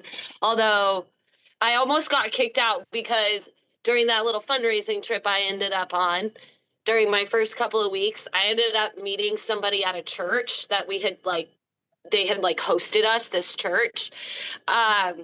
Hannah will probably remember some parts and pieces of this, Eli, and like we went and stayed with, I don't even remember her name now, but we went to her church, met somebody at that church just as a friend, but it was a male, and he would come to the school and like take me to church events and like invite my roommates and stuff like that to church events. And I got the girl's dad that we had. So long story short, we had gone fundraising with an intern. I went and stayed with her family, and it was their family church that I had met this person at. The intern's dad, called the school and said that I was dating this person. And so I almost got kicked out for that. Mind you, I was very much so not. We disagreed on every aspect of everything about life, and he was doing his damnedest to save me. Missionary dating. I watched an R-rated movie over Christmas and got put Sorry. But it was really funny because like in the doc, them talking about the level of like, what's the word, like shame that you would feel from these silly little things that it would just eat away at you until you got on campus and you had to tell somebody, oh my God, I watched a R-rated movie. I was knees. reading my journal and I was like, bro, like I wrote a bunch of different times, like I need to get back to school and confess. And I don't know what the fuck I was going to confess. I don't remember. I'm like, I wonder what I had done. They were could have been anything. So I'm probably the only one here that got BV'd, I'm assuming. BV'd? What is BV'd? Bon voyage. Oh my God, I haven't heard that word in a long time. Why did you get BV'd? So, I mean, I love this laugh. It's great. I know, me too. So I was already starting to get disillusioned with Teen Mania. I did not come from a private school or homeschool background. I was public school all my life. My parents were very like their Christian faith was very important to them, but like they were also like pretty left-leaning politically, and none of us, myself included, like knew to what extent I had signed myself up for a like very right-leaning sort of militaristic, very rigid organization. And so I had naively, I went to this, so I had gone to this really awesome Christian summer camp associated with my Methodist church that I was going with, that I attended. And it was one of my favorite weeks of summer whenever I go. It was awesome. And I thought Teen Mania was going to be like a year of that. And I sold myself on that. And then what it was very different, but like, again, they're really good at like, especially people who come in wanting the answer. They are real quick to give you the answer. My biggest takeaway from Teen Mania was always be careful around anyone who is surfing. What kind anyone of who is surfing? Certain. Certain. I thought you said anyone surfing. Who is certain. And I was like, 100% did you come across someone? Yeah. Because I think that's a very good takeaway. A lot of what you were saying, Eli, really resonated with me around that. I'm also an autistic with ADHD who was not diagnosed with. I was diagnosed with ADHD, but not autism. Yeah, and there were so many of us that happened to, but especially, it doesn't matter. I'm getting off. Sorry. No, it's fine. or it's not bothering me anyway. I can't speak for everybody else. Yeah, but- no, we're gonna keep going. You're great. I'm listening, by the way. Okay. I'm looking for pictures of my sisters people might recognize, but I promise I'm paying attention. Just so you know. I want to Awesome. hear your story. And I apologize. I sort of got off track as to where this whole tangent started. Do you want help backing up? That is if you me would in a please, I'm nutshell, happy. my friend. 'Cause you were just talking made about me feel so certainty. human. yes. I sometimes need help coming back to like reset from a point, so I get it. Me too. I really appreciate that. So anyway, you were saying that you had that's something you had learned to like be aware of. Just trustful of. Is Yeah. people like the certainty, which it's funny that you used that word because I have been saying for a little while now. I really, aside from the thing that I shared earlier, which Katie, I'm happy to like reshare it with you later, so I'm not like sharing the same You're thing fine. over and No, over. you're totally But fine. I've actually been saying for a while now, I really think that some people mistake faith for certainty. And they think if they have not determined that they are certain on a thing, that means they do not have faith. And so it's like they have to have it all figured out, or they don't have faith. They can't doubt, or they don't have faith, but they're talking about doubting certainty. Whereas it's like you can have faith. I always felt like my faith is more like, I'm just going to use evolution as an example because that was something that took me a long time with to like work through the cognitive dissonance to be able to discuss that. I genuinely wanted to talk about it, and my partner would be talking about it. We'd be watching something, and I would say, I can feel myself getting angry. And it really is. I really think it's just the cognitive dissonance. It's that thing in you that's like, I got to protect the brain, and so it starts to get worked up, and you're like, I get angry, I don't know why, and it's that, and I'm like, I need us to set this aside for now. And he was super patient, and we always did. But something that I've always thought is like, I can't know everything. There's just no way that I can know it all, and I would rather allow room to be wrong about something and be like, okay, so when I get new information, my faith, such as it is or was, should adjust to that information and not be like, well, this can't ever change. This information can't ever change. And therefore, everything in the Bible must be like told to these people by God. This is like what I was raised with, was that like basically God, like almost like he incarnated people's bodies to write, the things that ended up in the Bible, because it was like, well, that's how it all works up and that's how it all matches together, not knowing how much of it really doesn't match together and how much actually does contradict. If you don't have that brace against the weight of how wild the concept is that these particular scripts picked by this group of men this one time is in fact exactly how God designed it. But I mean, unless you have something like that, well, they were all super Christians, so it's fine. They were super Christians, and so you just have to believe, you just have to accept that. Except for the fact that the Gospels are anonymous and we don't actually know who wrote Right. them. Right. But We don't talk about that part. Oh. but clearly they were super Christians. Otherwise, or clearly they were divinely purposed, or else, and if they weren't, then what was it? Yeah. And what binds that book together outside of the leather? And like, I don't have a problem.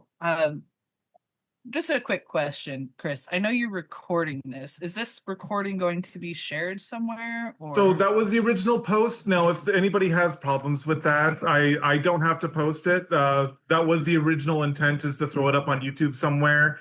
as a conversation between us, Alumni. Right. alumni, but to put it out there, if you guys are uncomfortable with that, I don't have to do that. We're already so far into this now that there's no way, like I would post that if you guys were uncomfortable. Well, I wanted to share something, but it's a thing that like not all of my family knows, and I'm just not ready to put that out there. You know what? Here, I'm gonna pause the recording. Yeah. Yeah. It's that stuff that started my deconstruction, not with Ron specifically, but after the Honor Academy and everything, we started going to a church, and it was around the time that Obama was in office, and I we talk a lot about Trump and all of the stuff that's happening now, but a lot of this stuff started with Obama. The right wing need to take him down in a way, and what really started my deconstruction was having the pastor up at the pulpit, not preaching about Jesus, not preaching about anybody, but trying to get us to understand that the president of the United States is a Muslim and we need to take him down, and me just knowing that was a lie, and going, how can I continue to listen to what I know to be lies and then him preach from the Bible, and translate the Bible for me in his interpretation? How can I trust that? And then you kind of go back, years, and you go back to Teen Mania, you go back to, it only takes one or two lies to be like, I need to reevaluate everything that has been told to me, everything that has been taught to me from the Bible, and then going back with a sober mind, and going back and reading it all for yourself, and looking at the lessons that were taught to you and going, what are the black and white words actually saying? What are the black and white words actually saying? And it was that. So yeah, it's crazy how, I don't know, I guess I just want to like build you up and say, yes, Eli, of course. Yes. I totally get you there. Absolutely. Yeah. 100%. 100%. Yeah. Okay. So when you were asking, like, what was your big takeaway from the documentary, in episode 3, they kind of talk about, spoiler alert, they talk about like the political aspects of it. And like, I noticed a comment on the alumni page today where someone was like, don't really know that I saw any of that. And it got me, like, it kind of got me, because for me specifically, that person and I happen to be kind of close friends, similar to the way you and Eli and I were, where we knew each other. We dealt with some of the same things. We were in some of the same speeches. We didn't hang out all the time, but we definitely knew each other well. And I went on a trip with her to Washington, D.C. And you know how there's that part about like the Arlington group, and where they're talking about like Ron had kind of gotten involved with that. And I had watched this on Wednesday morning at like 3 a.m. with my boyfriend. And I'm like, dude, this is wild. Like, I don't think I realized that was happening. And it hit me, like, I think Gabriel, somebody posted something where they were like, did anybody notice this? Something he said cued me back to that Washington, D.C. trip. And he said the name, it was Senator Gomer, I'm saying it wrong. Gomer, something like that. Something like that, yeah. And it reminded me, he had come to speak to us at the Honor Academy at one point during our year. And then I went on that DC trip. And on that DC trip, I don't know how I didn't see that we were being politically manipulated our entire time, because we walk around a Capitol building. And I remember, like, when I commented on it, on the little comment, I had said something to Gabriel where I was like, oh yeah, what I remember about this is blah, blah, blah. It was very like no separation of church and state. And I kind of like offhandedly, it's one of those, like, you remember something, but you're like, I'm not really sure if that's true. I don't have any of my stuff from Honor Academy out, and I happen to look at a bookshelf and I notice a Mod Podge journal, which anybody at the Honor Academy Mod Podged for their year, all of us girls. So it's the only thing in my life that's Mod Podged or stuff from the Honor Academy. And I was like, no freaking way. What is this? Let me look. It's my journal from that Washington, D.C. trip. Oh and my I was like, gosh. oh, this is the weirdest universe moment ever. Let me read it. And then there's the page about that private tour where the senator is literally guiding us through the Capitol. And he's like, that painting has a cross in it. That wall has crosses in it. This, that, and the other. And I had written in there, I come from a family of like politically minded people. My dad's side of the family has been in America for a very, very long time. And it's something we've been brought up to understand. A lot of us, or a lot of them, are buried at Arlington National Cemetery. A lot of generations, pretty much one in every generation is buried there. So there's a lot of legacy and a lot of like, my family has stories of very important moments in American history where we will talk about, oh, I was so-and-so's uncle was there, so-and-so's dad was there when this happened, right? And I remember on that trip, like, I was 18, I was young. I thought this guy kind of held the keys to my future. And so I would say things like, oh, my family, this, that, and the other. And in this journal entry, it's like, he's getting really chummy with me. He's acting like I'm going to really have a career or a job with him one day. And I remember really coming away from that being like, I am mobilized. I have my future. I am going to be political arrow in the quiver of the Honor Academy. Like, I just really, and then somehow watching that in the documentary, I was like, we didn't do anything political. There was nothing political there. Oh, wait, actually, What's we've really just funny, forgotten everything. Yeah. because I was Canadian, I felt like a big fish out of water. Like I was never, I was a teenager, I wasn't political. But coming from Canada, especially, early 2000s, the natural sort of state of being is, maybe left of center to left. Mhm. So going down to Texas, going to the Honor Academy was my first real experience with the American right. And I didn't even know what that was. Like, I was not, Right. not politically brained at all. I didn't know what that was. But I had gone to Texas to learn and grow in my faith in Christianity. And so when they're, pushing this right wing stuff on us and teaching us to be statesmen and like we're not allowed to have beards because we're going to be statesmen and go and be political leaders. It's Oh, I like, remember that. yeah, I remember that. that was just me like Oh man. learning to be a Christian. Like it didn't feel political. It just felt like this was the job. This was what we're doing. And it took me a while, honestly, coming back to Canada and starting to become more politically active and politically savvy, Minded. smart, to understand what was happening in that moment when Fox News was playing in the cafeteria 24/7. That was intentional. I don't think it was during our year. Oh, it was Right, not Kate? here. Fox News was on Not that in TV ours. 24/7. We didn't have. I'm so Eli, do thankful you it was. remember a TV on campus except for at the cemetery? Oh, yeah, it was the only TV on campus. I mean, was like the only TVs I got to see were at CCM, pretty much. Oh, really? Okay.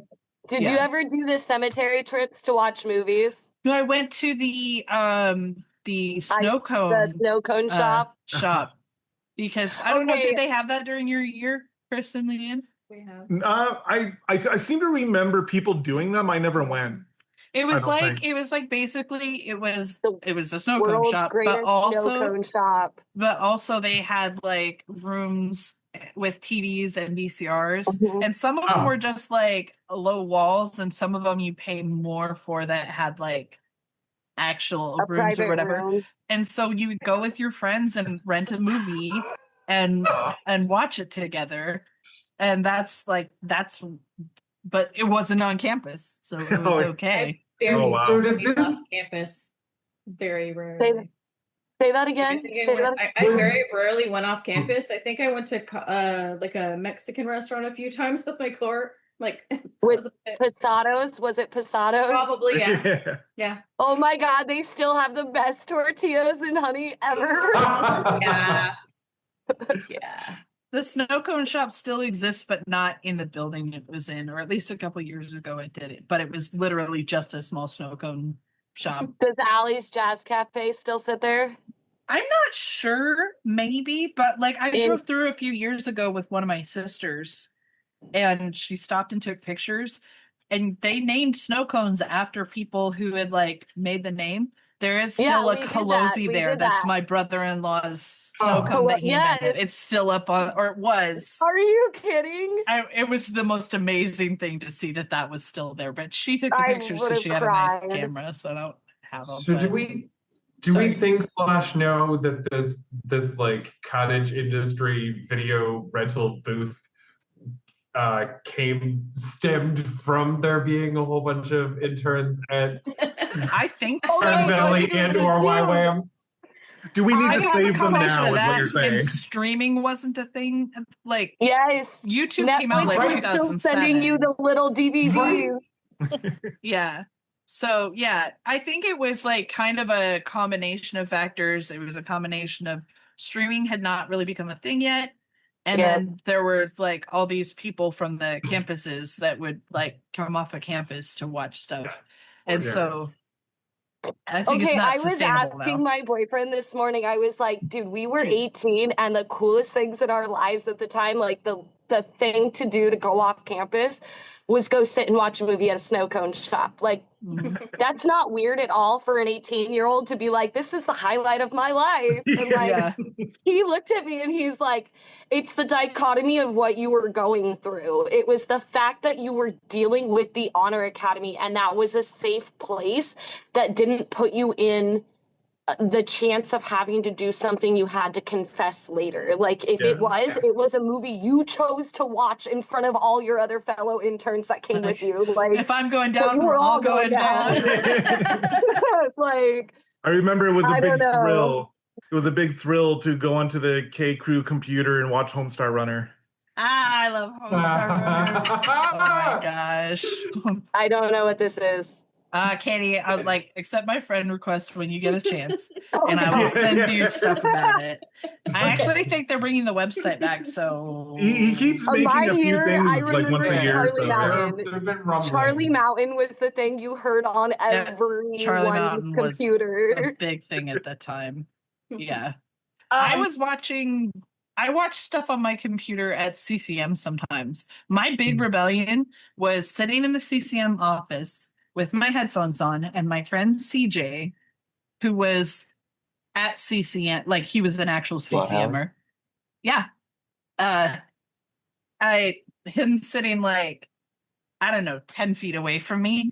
And we would like count down 3, 2, 1 and start this song. It was a Josh Groban song, which technically I wasn't allowed to listen to. I was told before I went to campus that Josh Groban was considered Christian music. So I actually had tickets to a concert in February in Dallas. And I got special permission from Dave Haas to go to it. Because I was like, they told me it was going to be, I like paid and I was going to go with my sister Naomi, who was on staff. And he's like, as long as you don't tell anybody, you can go, like you can go, but if you don't get back in time for curfew, that's on you and stuff. And we barely didn't make it back in time, whatever. But anyway, like, so he'd be over there and I'd be over here, and it's a song called You Are Loved by Josh Groban. If you haven't ever heard it, it's a beautiful song, like very moving.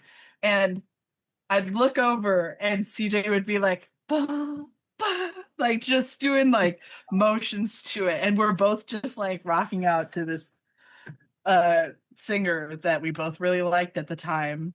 And like that was my big rebellion. But also I stopped not lying on my cards after the first week, the accountability cards. Wait, the wait, wait. You accountability stopped curve. lying or started lying? Sorry, I started lying. I stopped Okay, being because I honest was like, wait. I Like, don't I- know.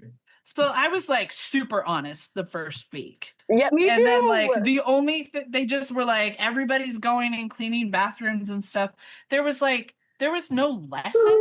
There was no like any sort of like I remember that. have a growth plan or anything. It was just Yep. like you fuck up, you get punished. You don't do everything perfectly, you get punished. And I was just like, this doesn't make sense to me. I'm trying my best. I'm doing my best out here. And like most of the time I was doing practically everything. I think the thing I lied about the most was the workouts because I don't deal well with the Texas heat. So Okay, big question. Being that you're neurodivergent as well, so like you figured that out now, do you now start to look back at that accountability and you're like, dude, I was set up for failure? Yeah. With my brain the way it is, Yeah. there is no way I would have ever been able to be successful with that accountability list. Oh, I'm sorry. 100%. Just And it's like it's a combination because I do feel like so multiples of us here, it's my understanding, are autistic and ADHD, right? And so I'm sure you all understand the feeling of there's two wolves inside of you, and one of them wants things to be ordered, and the other one wants novelty. And yeah, it's like everything out all gremlin. at once and to see it. And like needs to chase the dopamine in order to get anything done. And it's like, I'm melting here because everything's in disorder, but it's in disorder because I can't handle keeping it clean. It's like, I worked so hard to like keep at least my stuff not fucking up other people's lives. So keeping my space clean so that it wouldn't be a problem for other people. So I was really pissed off because we got campused a lot because we had one roommate who would wake up, like she would sleep through breakfast and then do her makeup during quiet time. And she'd be like, I'm going to do my quiet time later. Don't worry about it. She wouldn't clean any of her stuff. And then she would rush off to the cafeteria to get food before they closed down and then come back and her stuff is like all a mess. And we would get in trouble because our ACA would do room checks. And our ACA knew it was the one person being the problem all the time, but she thought it would make us be closer together if we were forced to be in a room not talking to each other on a Friday night. That's how that works. I have big beef with my first family core. I got along great with other Januaries and with my group of friends that I made that probably were all also neurodivergent. But my first family core, and Charles was in my first family core. He's one of the few things I liked about my first family core. But man, they were like, we need unity. And it's like, you don't get unity by forcing people to do puzzles together and not be able to talk on a Friday night because one of them fucked everybody else over and you don't care to help that person do better. We're all in trouble because of the one person. Anyway. Were you there? I have some Rhonda feelings. asked the underwear folding question. Probably. She was amazing. I about fell out my chair when she had the balls to ask Dave Haas how to fold a thong. You just said that out loud, and she's like, well, we have unmentionables and they're in a certain way and they're not exactly easy to fold, and you're gonna go through our drawer and like, what do we do with those? And he's like, I don't remember the answer. I just remember being absolutely gobstopped that she had the balls to say it out loud. I swear she challenged him so much in a like, you've got to think of. Well, she was nearly 30 to all of our. Yeah, she's like young 27. teenagers. She was 27 coming in. She turned 28, and then now she's much. Anyways. Yeah, so she's also. She's 28 again. Yeah. I'm 42, which is just weird to say. I don't feel like it most of the time, but. No, you're not. Me? Are you for real right now? Yeah. Yeah, I'm. Or sorry, were you asking me or? Yeah. I'm like. Yeah. I about fell out my it's chair literally right now. It's genetics and the fact that I stay inside like I'm a vampire. It's. Man, I wish I looked as young as you do. I probably have the filter thing on. I think rosacea, I don't know. This gets like really red all the time. But thank you. You guys, we all grew up and I forgot. I forgot that we were all growing up. Well, that's the thing. You're We were not talking 18 about anymore? this, and part of the realization of this whole thing was just like, that was over 20 years ago for us. Like, oh, crap. Dude, I've got an almost I'm an almost 16-year-old. I underage her. No, you don't. Stop it. You're lying. I can't believe this. Our Okay, I have just turned 17. Yeah. Are you for real? Are you a girl or boy, and are you surviving? Surviving. Barely? Trans girl. Too. Wait, say that again? A trans girl. Okay. I have a non-binary young one. My youngest is non-binary, and then my oldest is almost 16 and visually impaired. So when I'm like, oh, she's blind, she's like, no, Mom, I can see. And I'm like, okay, sure. But you're not driving anywhere. And she's like, but I'll get a car one day. And I'm like, no, you're not. Oh my gosh. No, you're not. And her dad's like, oh, the Camaro's in her name. And I was like, oh God. And she's legally that's the thing, driving and all that. It's a whole new beast. Yeah, she's legally blind. Eli, she's legally blind. So she was born February 9th, 2009. And so like, you know, the 2-month appointments, you get the shots, the 2-month shots.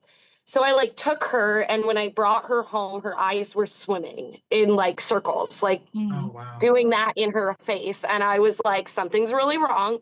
This isn't normal. We should probably look at this. And the doctor was like, no, you're crazy. Nothing's wrong.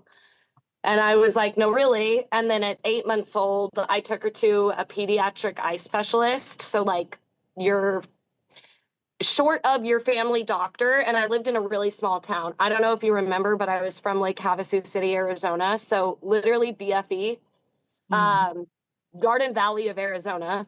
Right. Literally nothing. And so the doctor was like, yep, your kid's blind. She's never seen light. She's got no light perception. And then we ended up finding out about a month later that what it is her eyeballs are fine. The optic nerve that runs from the back of your eye to the back of your head is like yours looks like this. Hers looks like something like that. Oh, wow. So with any nerve, if you like cut or damage a nerve, you can grow another nerve or not grow another nerve, but you can change the nerves around it to carry more information.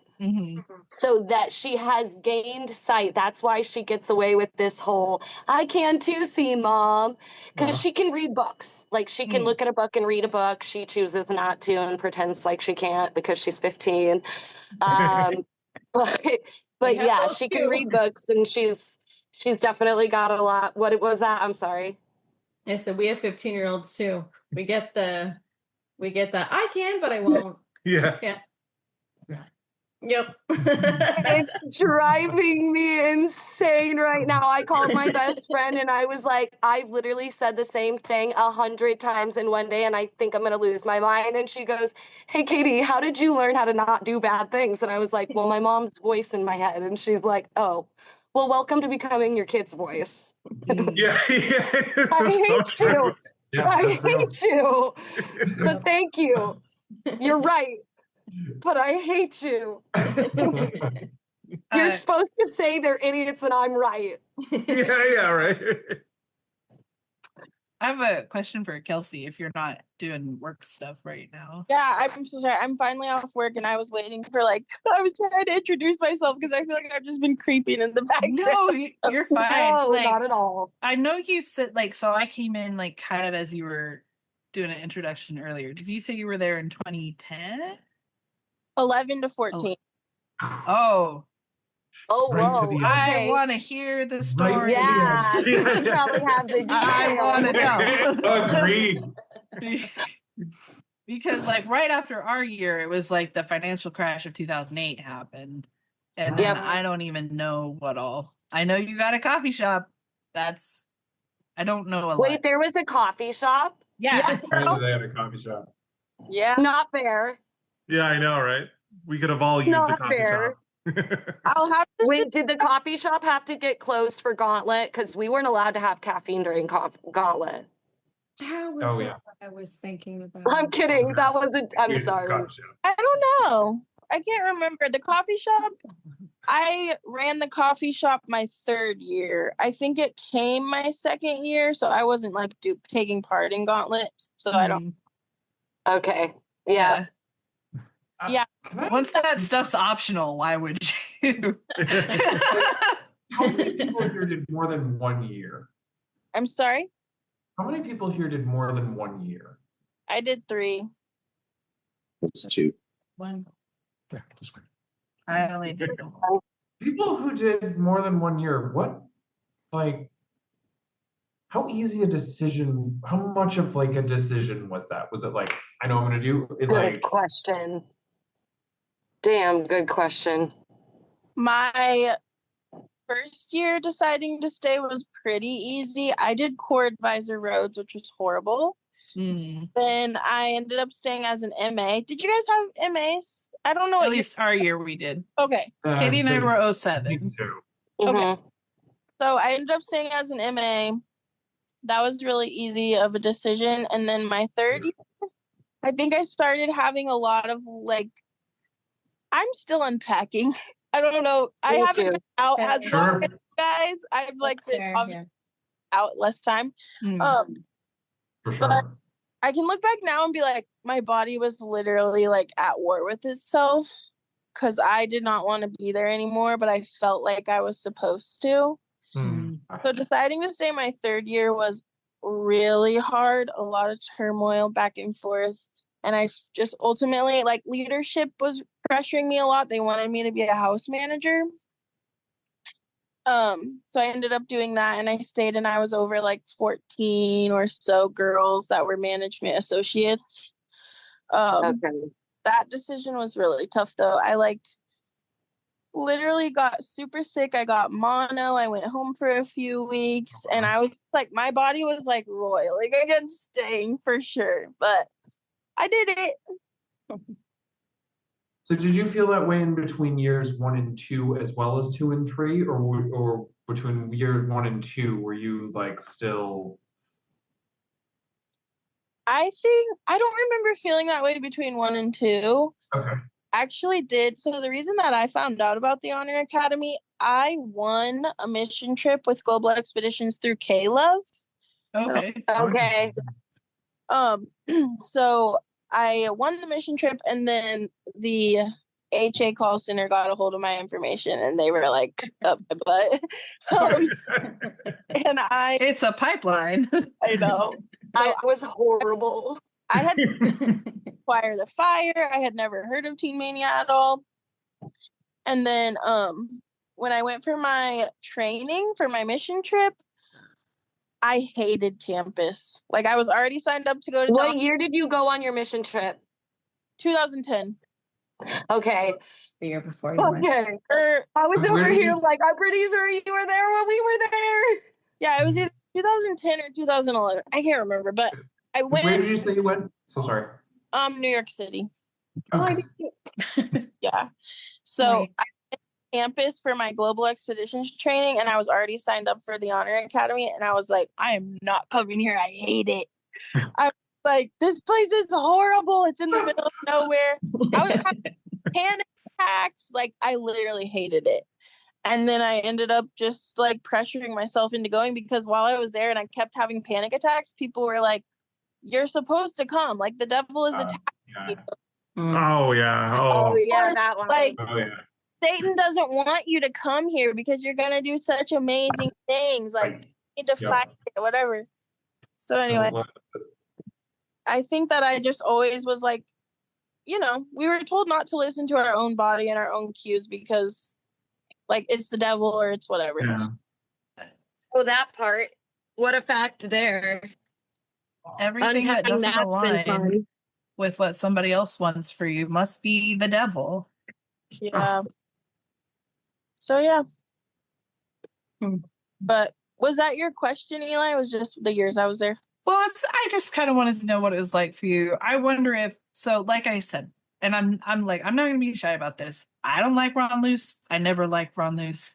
I went to an Acquire the Fire to see my sister, who was an intern at the time, and was like, she wasn't on MT, but you know how like some interns on campus would have like specific ATFs that they would go to.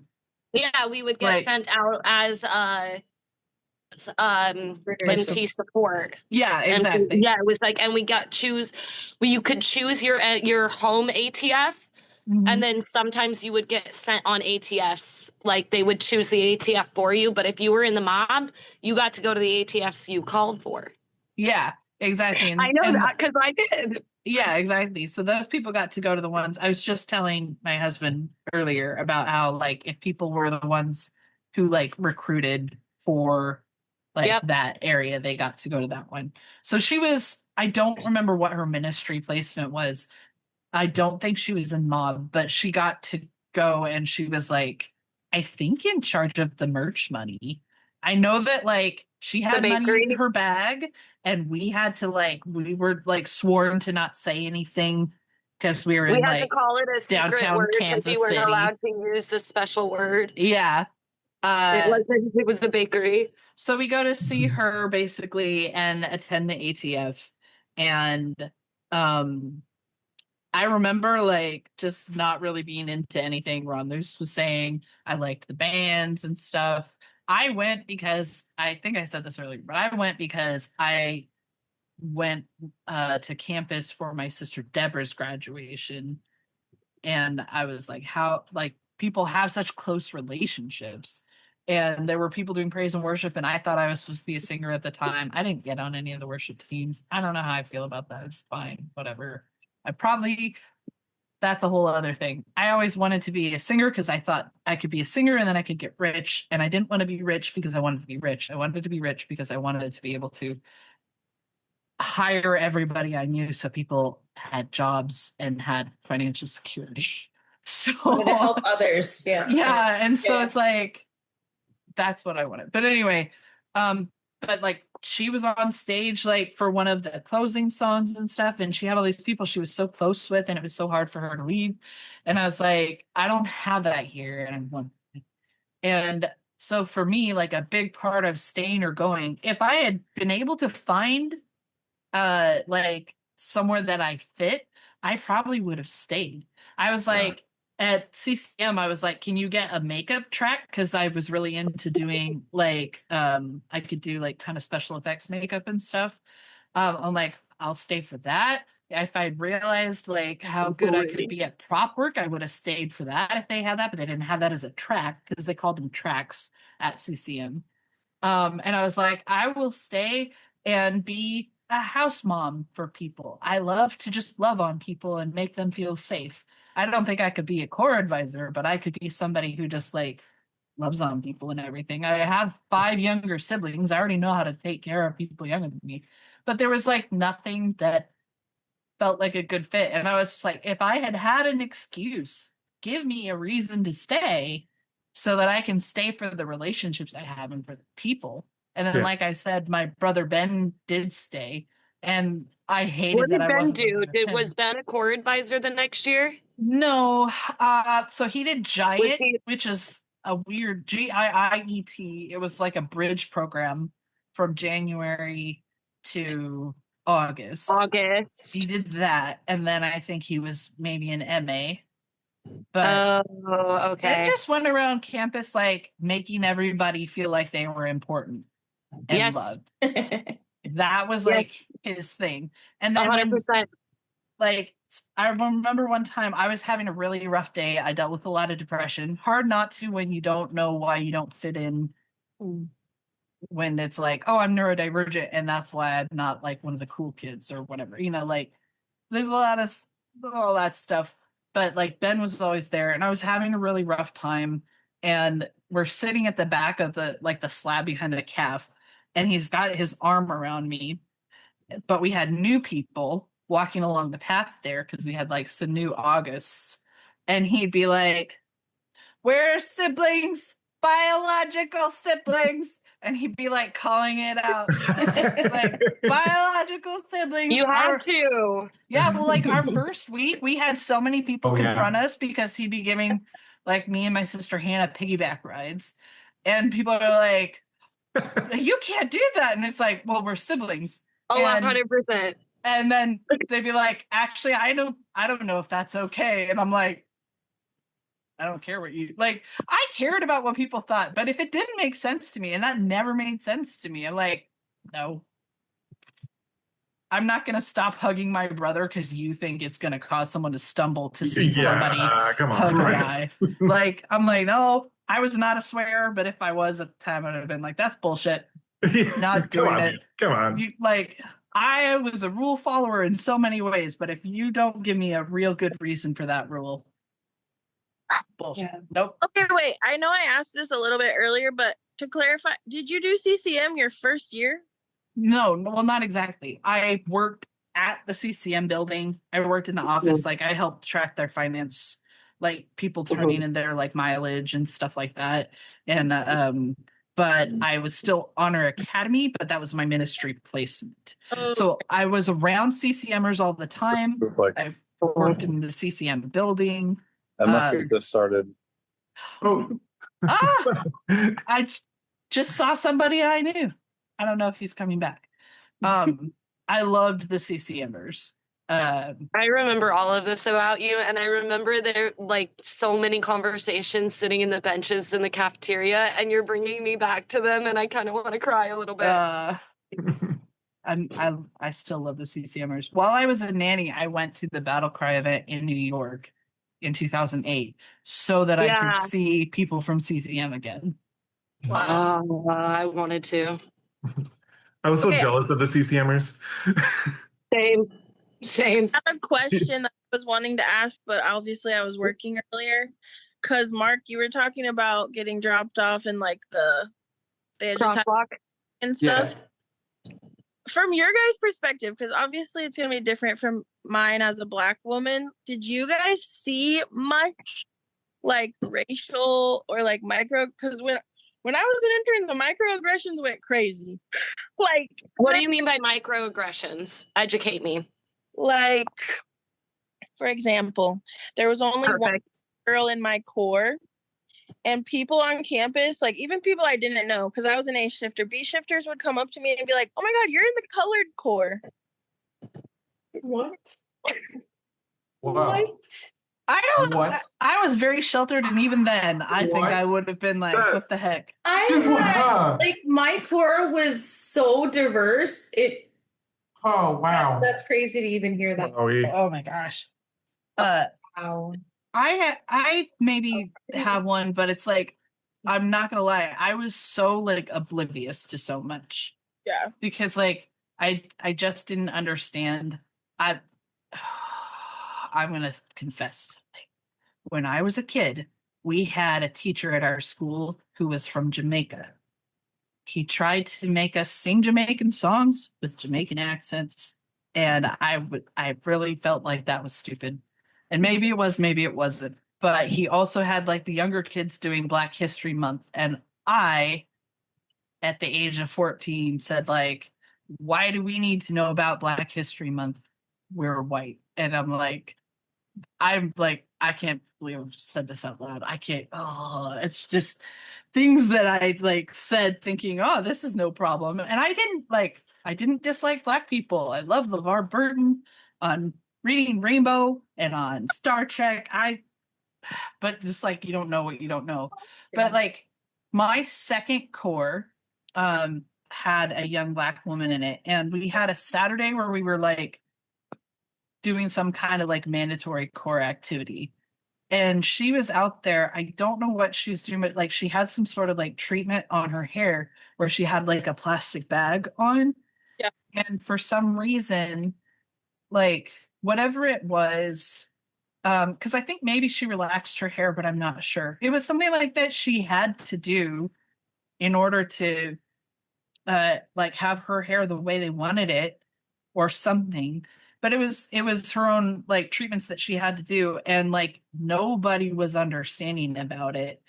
I mean, not nobody, but she was like, she had asked for like, hey, can we do this at like a later time or at the secret time? And it was like, nope, you just have to deal. So she's out in the woods on the ropes course with us, just the low level things, with like a plastic bag on her head in the heat in Texas. And I remember like, I know it wasn't right, but I didn't like have enough context to even understand like, what do I speak up about? What do I even say about this? Yeah. Like it, and it's just like, you know, a lot of regret that I can't go back. And I don't think we're like friends on Facebook. I would love to reach out and be like, I'm sorry, I didn't stand up for you. I didn't know what I was doing, but I still don't think that was okay. But it's like, there weren't, like, we had her and Sunshine was in my second core as well. So we have both of them. I said earlier, I didn't used to know that Black women wore wigs sometimes. I found out because she had like wigs and like hair Bags and bags and bags of and hair. she like even like put one as a joke on our bald friend and everything. And I was like, I was so freaking naive. I just thought, wow, they managed to grow their hair so long. That's amazing. It's like self-discipline. I was just like, I haven't been able to handle keeping my hair that long. Props to them. Oh, I didn't.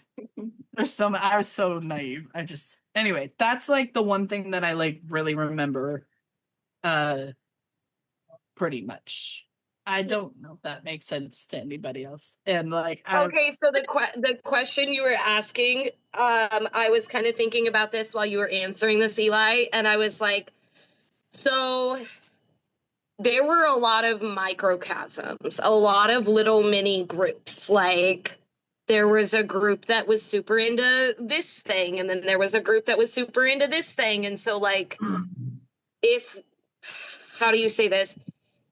If that would have been something, it would have been on like the microcosm group scale. Like I guess I wouldn't say that I like the story where you were how did you start this again, where you were like the Me? oh my gosh, yes, The color. Kelsey, yes, the colored core. Okay, had that been something you said out loud during our year, I think that would have been a little bit like outlandish. But what was okay to say was this was the gospel core and they were into gospel music and they met and did their gospel thing. And there was no one outside of colored people in that gospel group for sure. But we didn't outwardly say things. And if we did, I would be really curious, actually, now that we're having this conversation, I would be really curious to ask one of them if they experienced anything while they were on campus during our year, because I would be really curious to find out if that genuinely was something that they felt like was happening. I'm absolutely 100% sure it had to have been. It was a fucking campus full of 90% white people. Like it absolutely had to have been happening. But did we see it as much? Not necessarily. Yeah. And then did we see it in ways that it wasn't outright, oh, you're the colored core? It was like, oh, you're the gospel crew. You're the gospel singer. It's like you do your thing and you're from the gospel churches, and how you see our sermons is through the gospel perspective. But like, is that really even a fucking perspective? Like, Right. Yeah. The biggest. And I was sorry. Sorry. No. I was going to completely change the subject because I'm ADD and that's what I do. But keep going. Sorry. It was actually like the biggest wake up for me because I am like biracial, and I was raised. I didn't know my biological dad growing up, so I was raised by an all white family. So I, coming in, already had my own like racial baggage that I needed to work through. But that was like the biggest wake up for me, of the fact that a lot of white people just literally do not even look at me. There was another girl that was a January behind me. Her name is Memory, and she's like at least a foot taller than me. She's quite a bit darker than me. Sounds so familiar. So familiar. And she people would get me mixed up with her constantly, like constantly. And it wasn't just like from far away. I literally had one time her brother core advisor. I walked into the auditorium and he was like, memory, hi. And I wasn't responding. And he grabbed my arm and was like, why aren't you responding to me? And I was like, I'm not memory. Like, what? And that happened to me constantly all year. And so just, oh, damn, people don't even look at my face. Like, what? Okay. So this is changing the subject. I'm sorry. The ADD is coming out and you have to deal with it. I do Broadway theater wardrobing now. So you know the Broadway show Lion King that tours? It came to Arizona at Gamage Auditorium and I happened to be on a crew, and it was very interesting because I'm working with a crew of like 20 other people, and they're all mostly women ranging between like 45 and probably like 65, 70 something was the oldest. We had to be told not to say things because you if you've seen Lion King or you understand the Broadway show, 90% of the cast on that crew or on that show is actually from Africa, like South Africa, Zimbabwe, actually citizens of those countries, right? Because they use that language in the show. We had to be told not to say things like, oh, sorry, you guys all look the same. A lot. A lot. That was like the thing we were getting yelled at for, was that we all had to not say, oh, sorry. Mind you, they did not look the same at all. None of them looked anything like each other. Like they were all completely off, like different facial features, everything. But that was the thing 60 or 50-year-old women would have to be told not to say out loud at work. I was like, I don't know if I want to do wardrobing anymore, guys. It's a lot. Yeah, that's upsetting. Where are you in Phoenix then? Yes. I just moved literally away. I am right over there, right there. That looks like Phoenix to me. I lived in Phoenix for 12 years and then last year moved to the Bay Area, and have just this summer has been amazing. There's a world outside. Oh my God, is there really? Outside the desert, and it is. Are you sure? Because I'm melting. Literally, I am melting. Like the snow. I know. Oh gosh. Oh, I feel for you. I feel for you so hard. And Phoenix summer is brutal. It is at least 60% of the reason that I was ready to get out of there. Yeah, I'm over it. I'm ready to leave. I drove up. Pretty cool space. Say that again. Gamage is a pretty cool space, though. Yes, it is. Doing theater is the coolest thing in the whole world. Specifically, that Lion King crew, the cast on that show is, if you have the opportunity to ever see it, some of them have been doing that show since they started the Lion King Broadway show. Awesome. And they are some of the most amazing humans on planet Earth. Like, very similar to my experience with the Honor Academy, where it was like this dichotomy of these weird, crazy things that were happening, where I'm watching like 50-year-old ladies get yelled at for saying, you guys all look the same. Or, oh, when you can't zip up a zipper, saying, oh, did you eat too much at lunch, to a pregnant lady? Oh gosh. But then also meeting these people that are like life changers. I don't know. Some of these people spoke into me in ways similar to how people were at the Honor Academy, where it was like, dude, I'm never going to forget what you said right now. I'm never going to forget this moment. And I'm so thankful to have met you. It's fun. It's fun. That's awesome. So now I'm head wardrobe. Do you know Mesa Art Center? Oh, yeah. Absolutely. Okay, so I'm their head wardrobe person for the local union here. Really cool venue. I was Aida Theater. Art Centers. What? Aida Theater. That would be the theater you would go to see anything I do. That's so cool. I don't know. That's so Aida good. Theater? I don't know that I know Aida Theater. It's the largest theater at Mesa Art Center. It's so there's Okay, like yes, then the yes. Playhouse. I didn't and realize then Mesa Art there's- Center had more than one auditorium. That's definitely the one I've been to. Neither did I until I started working there, just so you know. Neither did I. And I had to ask for directions and was like, okay, apparently there's lots of theaters down here. We'll survive and figure this out. Right on. The ADD got me. Sorry, guys. How dare No, you? and these things happen. I'm so angry. Is it okay? Nobody. That's good. Because my sarcasm is always meant to be like, please, please know that I don't actually mean any of these mean things I'm saying. By the way, I should check with you afterwards. Make sure you know that I was really just joking. Because that is how, unless someone knows me really well, that's the only way I can do sarcasm. Because otherwise I'm like, someone's going to think I really mean this. And I can't live with myself knowing that they think I mean something awful. It's like, that's probably the autism brain there. Probably. Kelsey, I really wanted to thank you for sharing what you shared with us there. Speaking about the documentary, I really liked. I found it really interesting that they brought up, the racial aspect of it, and being one of the few Black people on campus and whatnot. Did that sort of speak to your situation as well? I think it wasn't like my day to day, obviously, since I was in the core that was like only one white girl.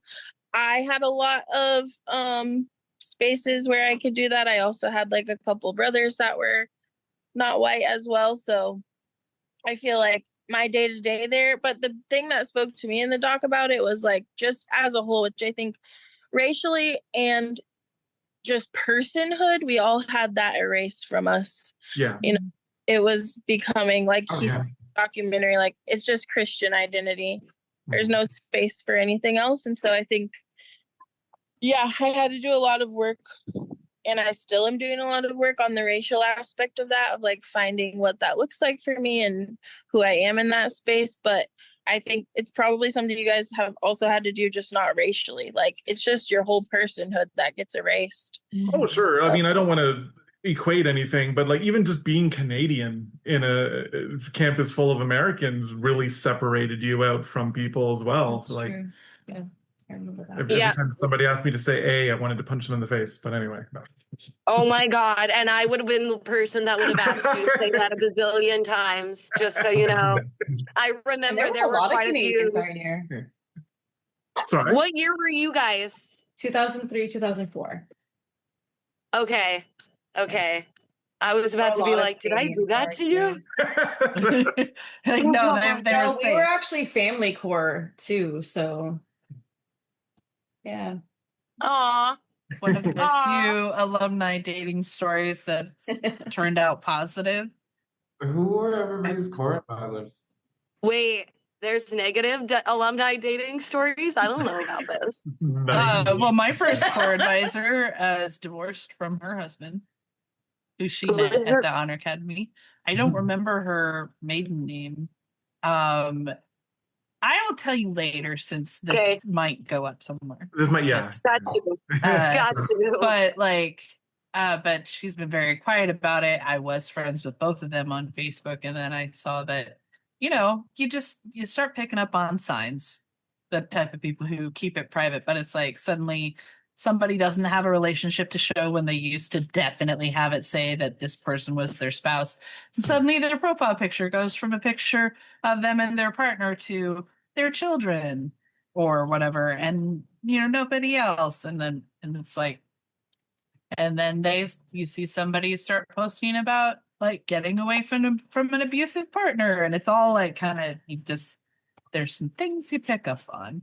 And I feel like not every story, obviously, but it's just like, I feel like I've seen some people who have deconstructed. This person hasn't, that I'm aware of, but I've seen some people who have deconstructed who like came out of a marriage.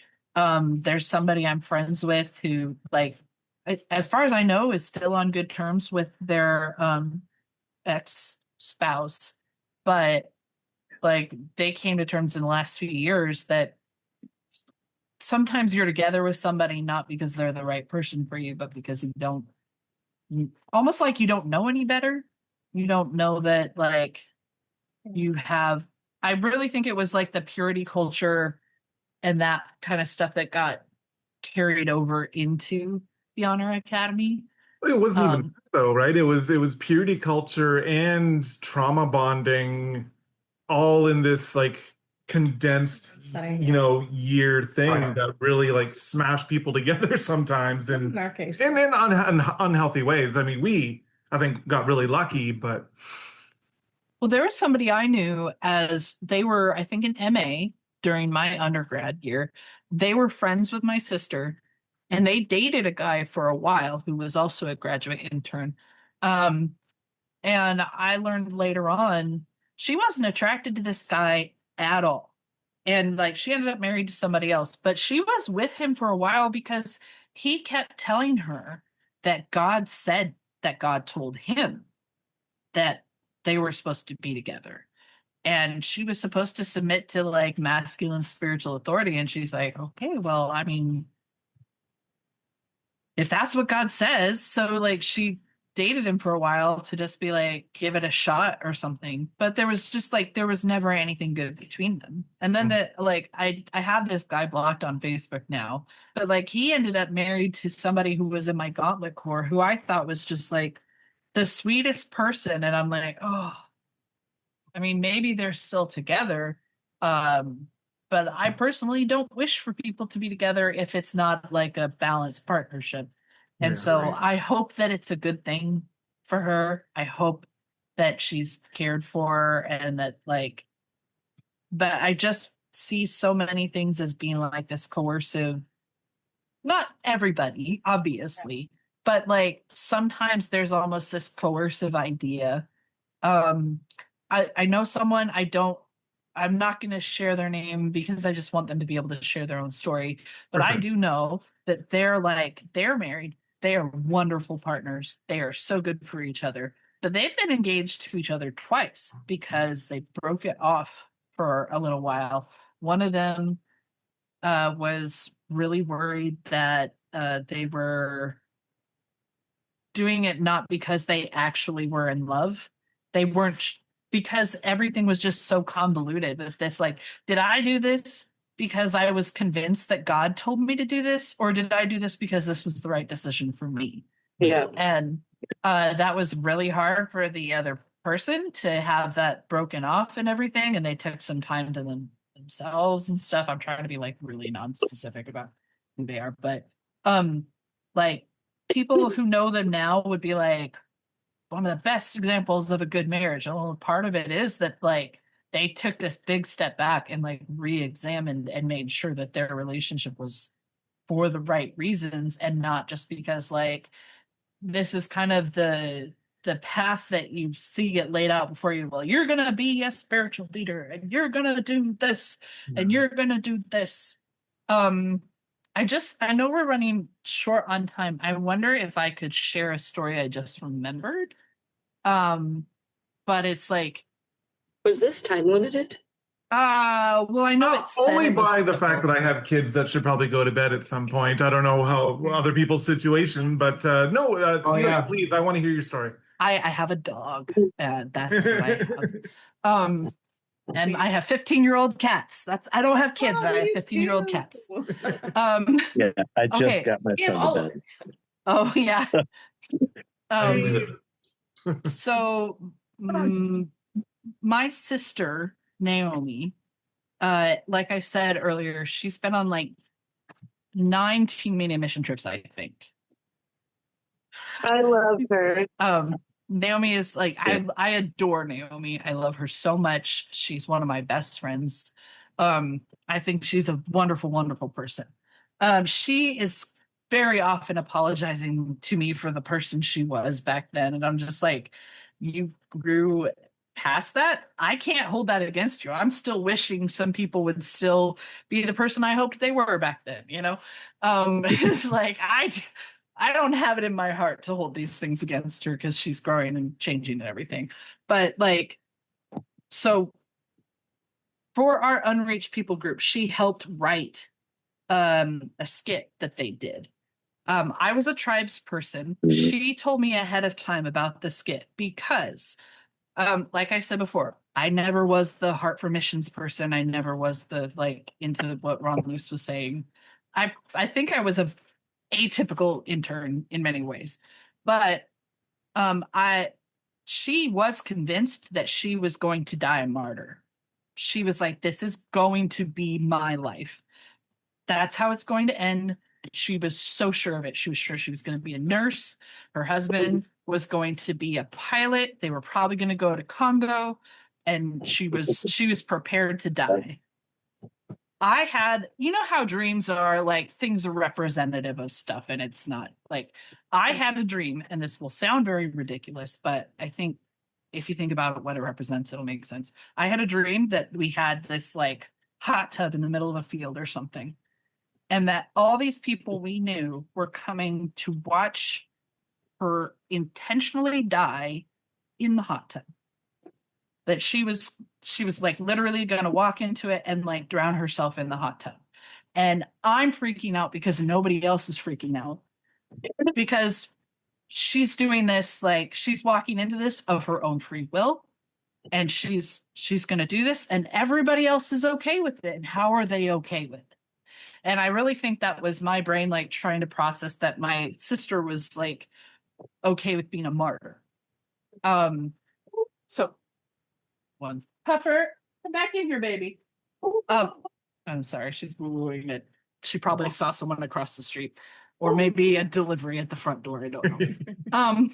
Anyway, so she told me ahead of time about this skit that she did at Unreached People Group. So she and whoever was playing her brother, they were like tribes people that went around and like visited every tribe.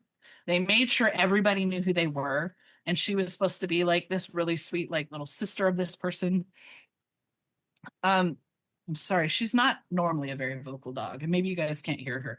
Oh no, Anyway, so they went around and made sure every tribe met them. And then we had a bonfire. And at the bonfire, like the government is talking to us, and they're like, there have been people among you, and we heard they're trying to do whatever. I don't remember the stuff. She actually like recounted this to me on speakerphone while I was sitting next to my husband the other night, because like I said, we were on like a really long phone call. We don't get to talk super often, but when we do, it goes really long because it's just, we've just got so much, you know. Yeah.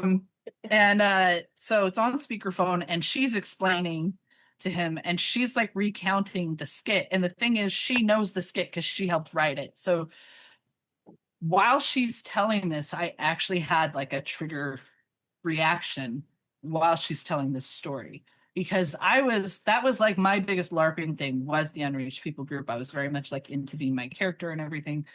And so what happens is, I don't remember exactly how they say it, but she told me, and I would have her verify this before like saying this 100% happened, but if I didn't misunderstand her, she told me that they had somebody nearby with a gun with blanks in it to fire to make realistic sound for this event that happened in the skit. And then they used a real gun without bullets in it for the skit itself. And what happens is they kill a couple of their government people. And I think everybody was kind of like, yeah, okay, we expect this to happen as part of like this whole thing that we're, you know, all LARPing together. But then they're like, and now there's like people among you, and they drag her and the person who's playing her brother like to the front. And people were so impacted that they literally tried to drag them back into the crowd of the interns, the undergrads who were, you know, all being the tribes people and the secret missionaries and everything. and people were like screaming, trying to save them from being pulled up there by the government. And then they said, they're like asking them, and the brother's like, no, we would never. And then she's like, I have, and I've found Christ, and like I know it's like he's in my heart and he changed me and all this stuff. Like a really impassioned speech, and they give the gun to the person playing her brother, and he shoots her. And then he shoots himself. That is a skit they performed in front of a bunch of people who are like, jeez. Yeah. Like, they did not cover that in the documentary. No. I don't know how long they used the skit after our time there. While she's telling me about this, like, I know she's not dead. I know it. I know she wouldn't do that now. And I'm sitting there and I'm shaking and I'm crying. And my husband's like holding me, and I'm trying not to sob so I don't interrupt her while she's telling this story. And it was just this, like, I was right back there. And even though like I knew ahead of time, it was still just heart-wrenching for me at the time too. And like, they did this to be like, you need to be prepared to give your life if somebody asks you. And That's they used real firearms to simulate this. How can that not? I am kind of shocked it wasn't covered, but I don't know if they like knew about that part. That definitely didn't happen in my year. How many did that happen for anybody else? I don't remember that. Maybe No. The government was very hands off on our we might have been the first year to do the UPG Unreached Peoples. We may have been the second. We were very early on Unreached Peoples, and it was mostly just the kids LARPing with kids. Yeah, and they really kind of were pretty hands off.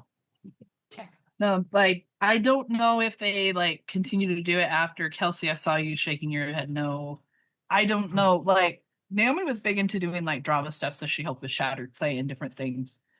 Did that happen during the 07 Unreached People group? That was during the 07. Okay, because the entire story, I was like, I've heard this. I've heard all of this before. But why have I heard this? I didn't do the UPG, but I heard my roommates talk about it. She was on staff during our time there for the first part of the year, and then in August she became a CA. She got like laid off in the spring when they did all those layoffs. Remember that all of a sudden.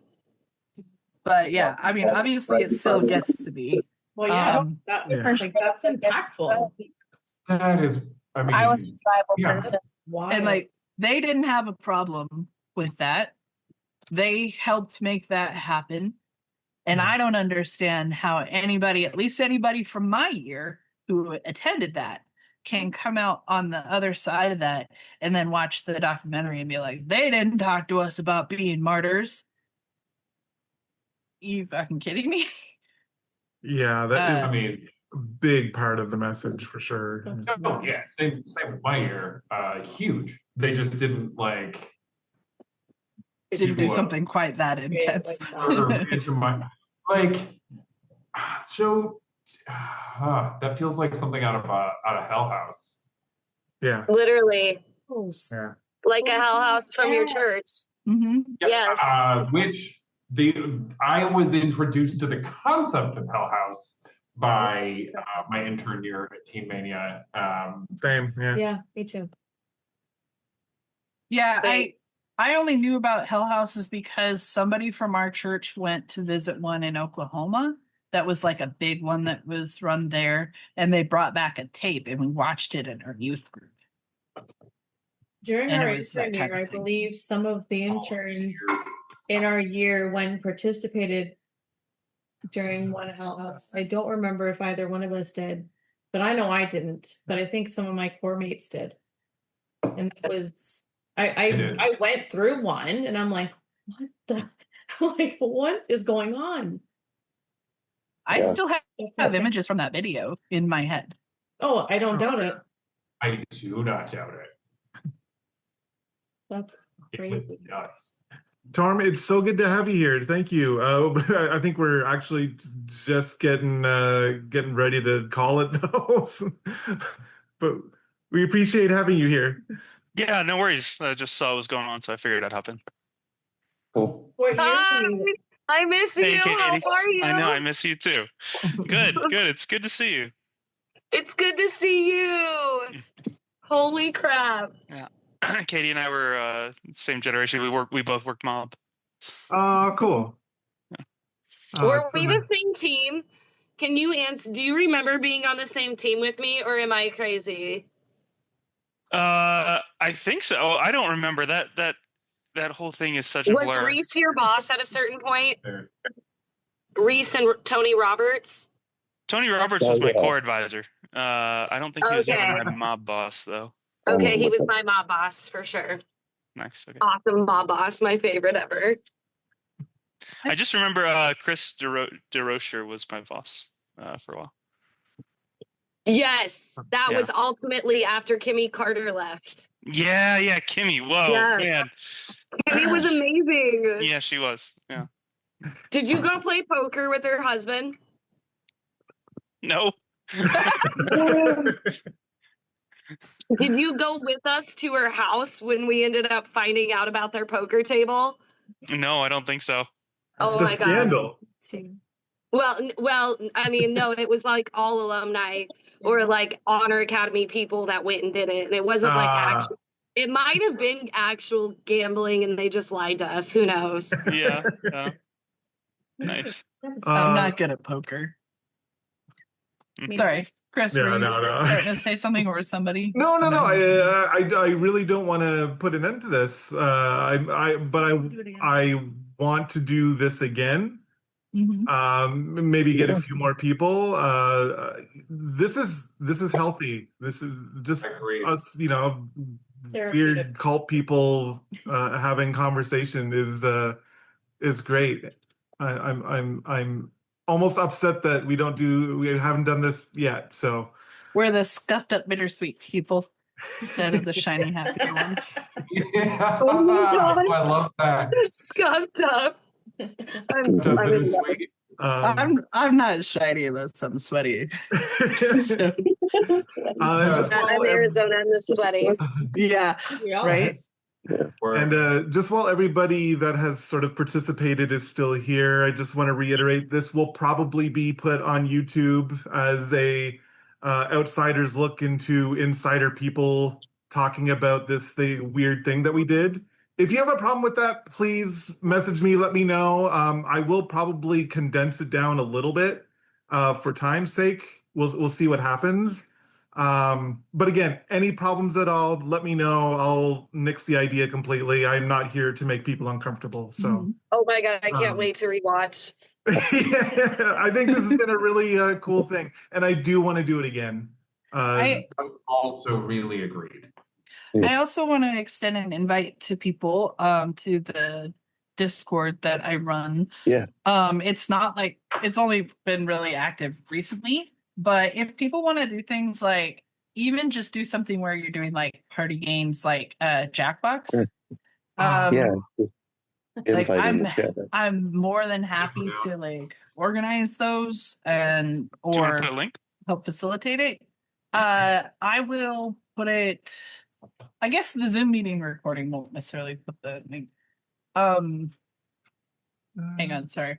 They're usually pretty short. So You could just say like each letter out loud. I know, on the right? recording. I just but I will get it shared to you.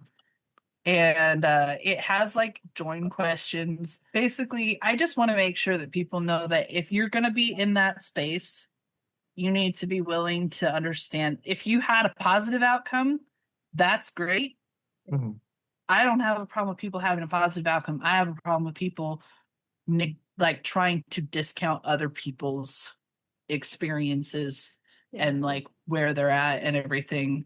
I didn't make this space so anybody could be like, well, you're backsliders and we're gonna like, this is not a witness to the people who are no longer Christians in the alumni type One group. thing that I do know through our marriage is that like our viewpoints differed throughout the early years, and we're kind of even keel now. So it's like our belief systems are a little different, which is fine, and that's totally okay with me. It's what our friendship that we started at the Honor Academy, that is what's kept us together for a good, I would say the majority of our marriage, to be honest, because like everybody has struggles, everybody has differing opinions and beliefs, and like changes occur in anyone's life where like your belief either is solidified or it changes or it gradually changes to your own belief and not what you were raised to believe or what your parents believed or what your grandparent. It's like that has no standing with me anymore. Like I have formed my own belief system, my own thoughts on things, like like whatever my grandparents believed or however they viewed or understood things as isn't necessarily what I stand with, but I respect theirs and vice versa. And like it's not anyone's place to force any of your own belief systems on someone else. It's not anyone's place to do that. And like I think we can all just believe in a little bit of empathy and compassion as a bare minimum. Yeah. All right, I don't want to cut this short, but I have to. Thank you guys so much. This has been amazing, all of you. Just big hugs all around. And we'll do this again. This has been really special. This has been a special time. So thank you guys. And Torm, thank you for coming. So very, very late to the game, but we'll have to get you in for the next one for sure. If you didn't get the link, I'm Eli Sparrow on Facebook. Just message me and I'll get it to you if you're not already in my group that I run. So I'm answering the questions now. I love that you have no MLM stuff as like a specific like line item. Yeah, I'm like, that is not happening. I do not support MLMs on any level. I was in one and not anymore. All right, bye guys. We'll see ya. Thank you.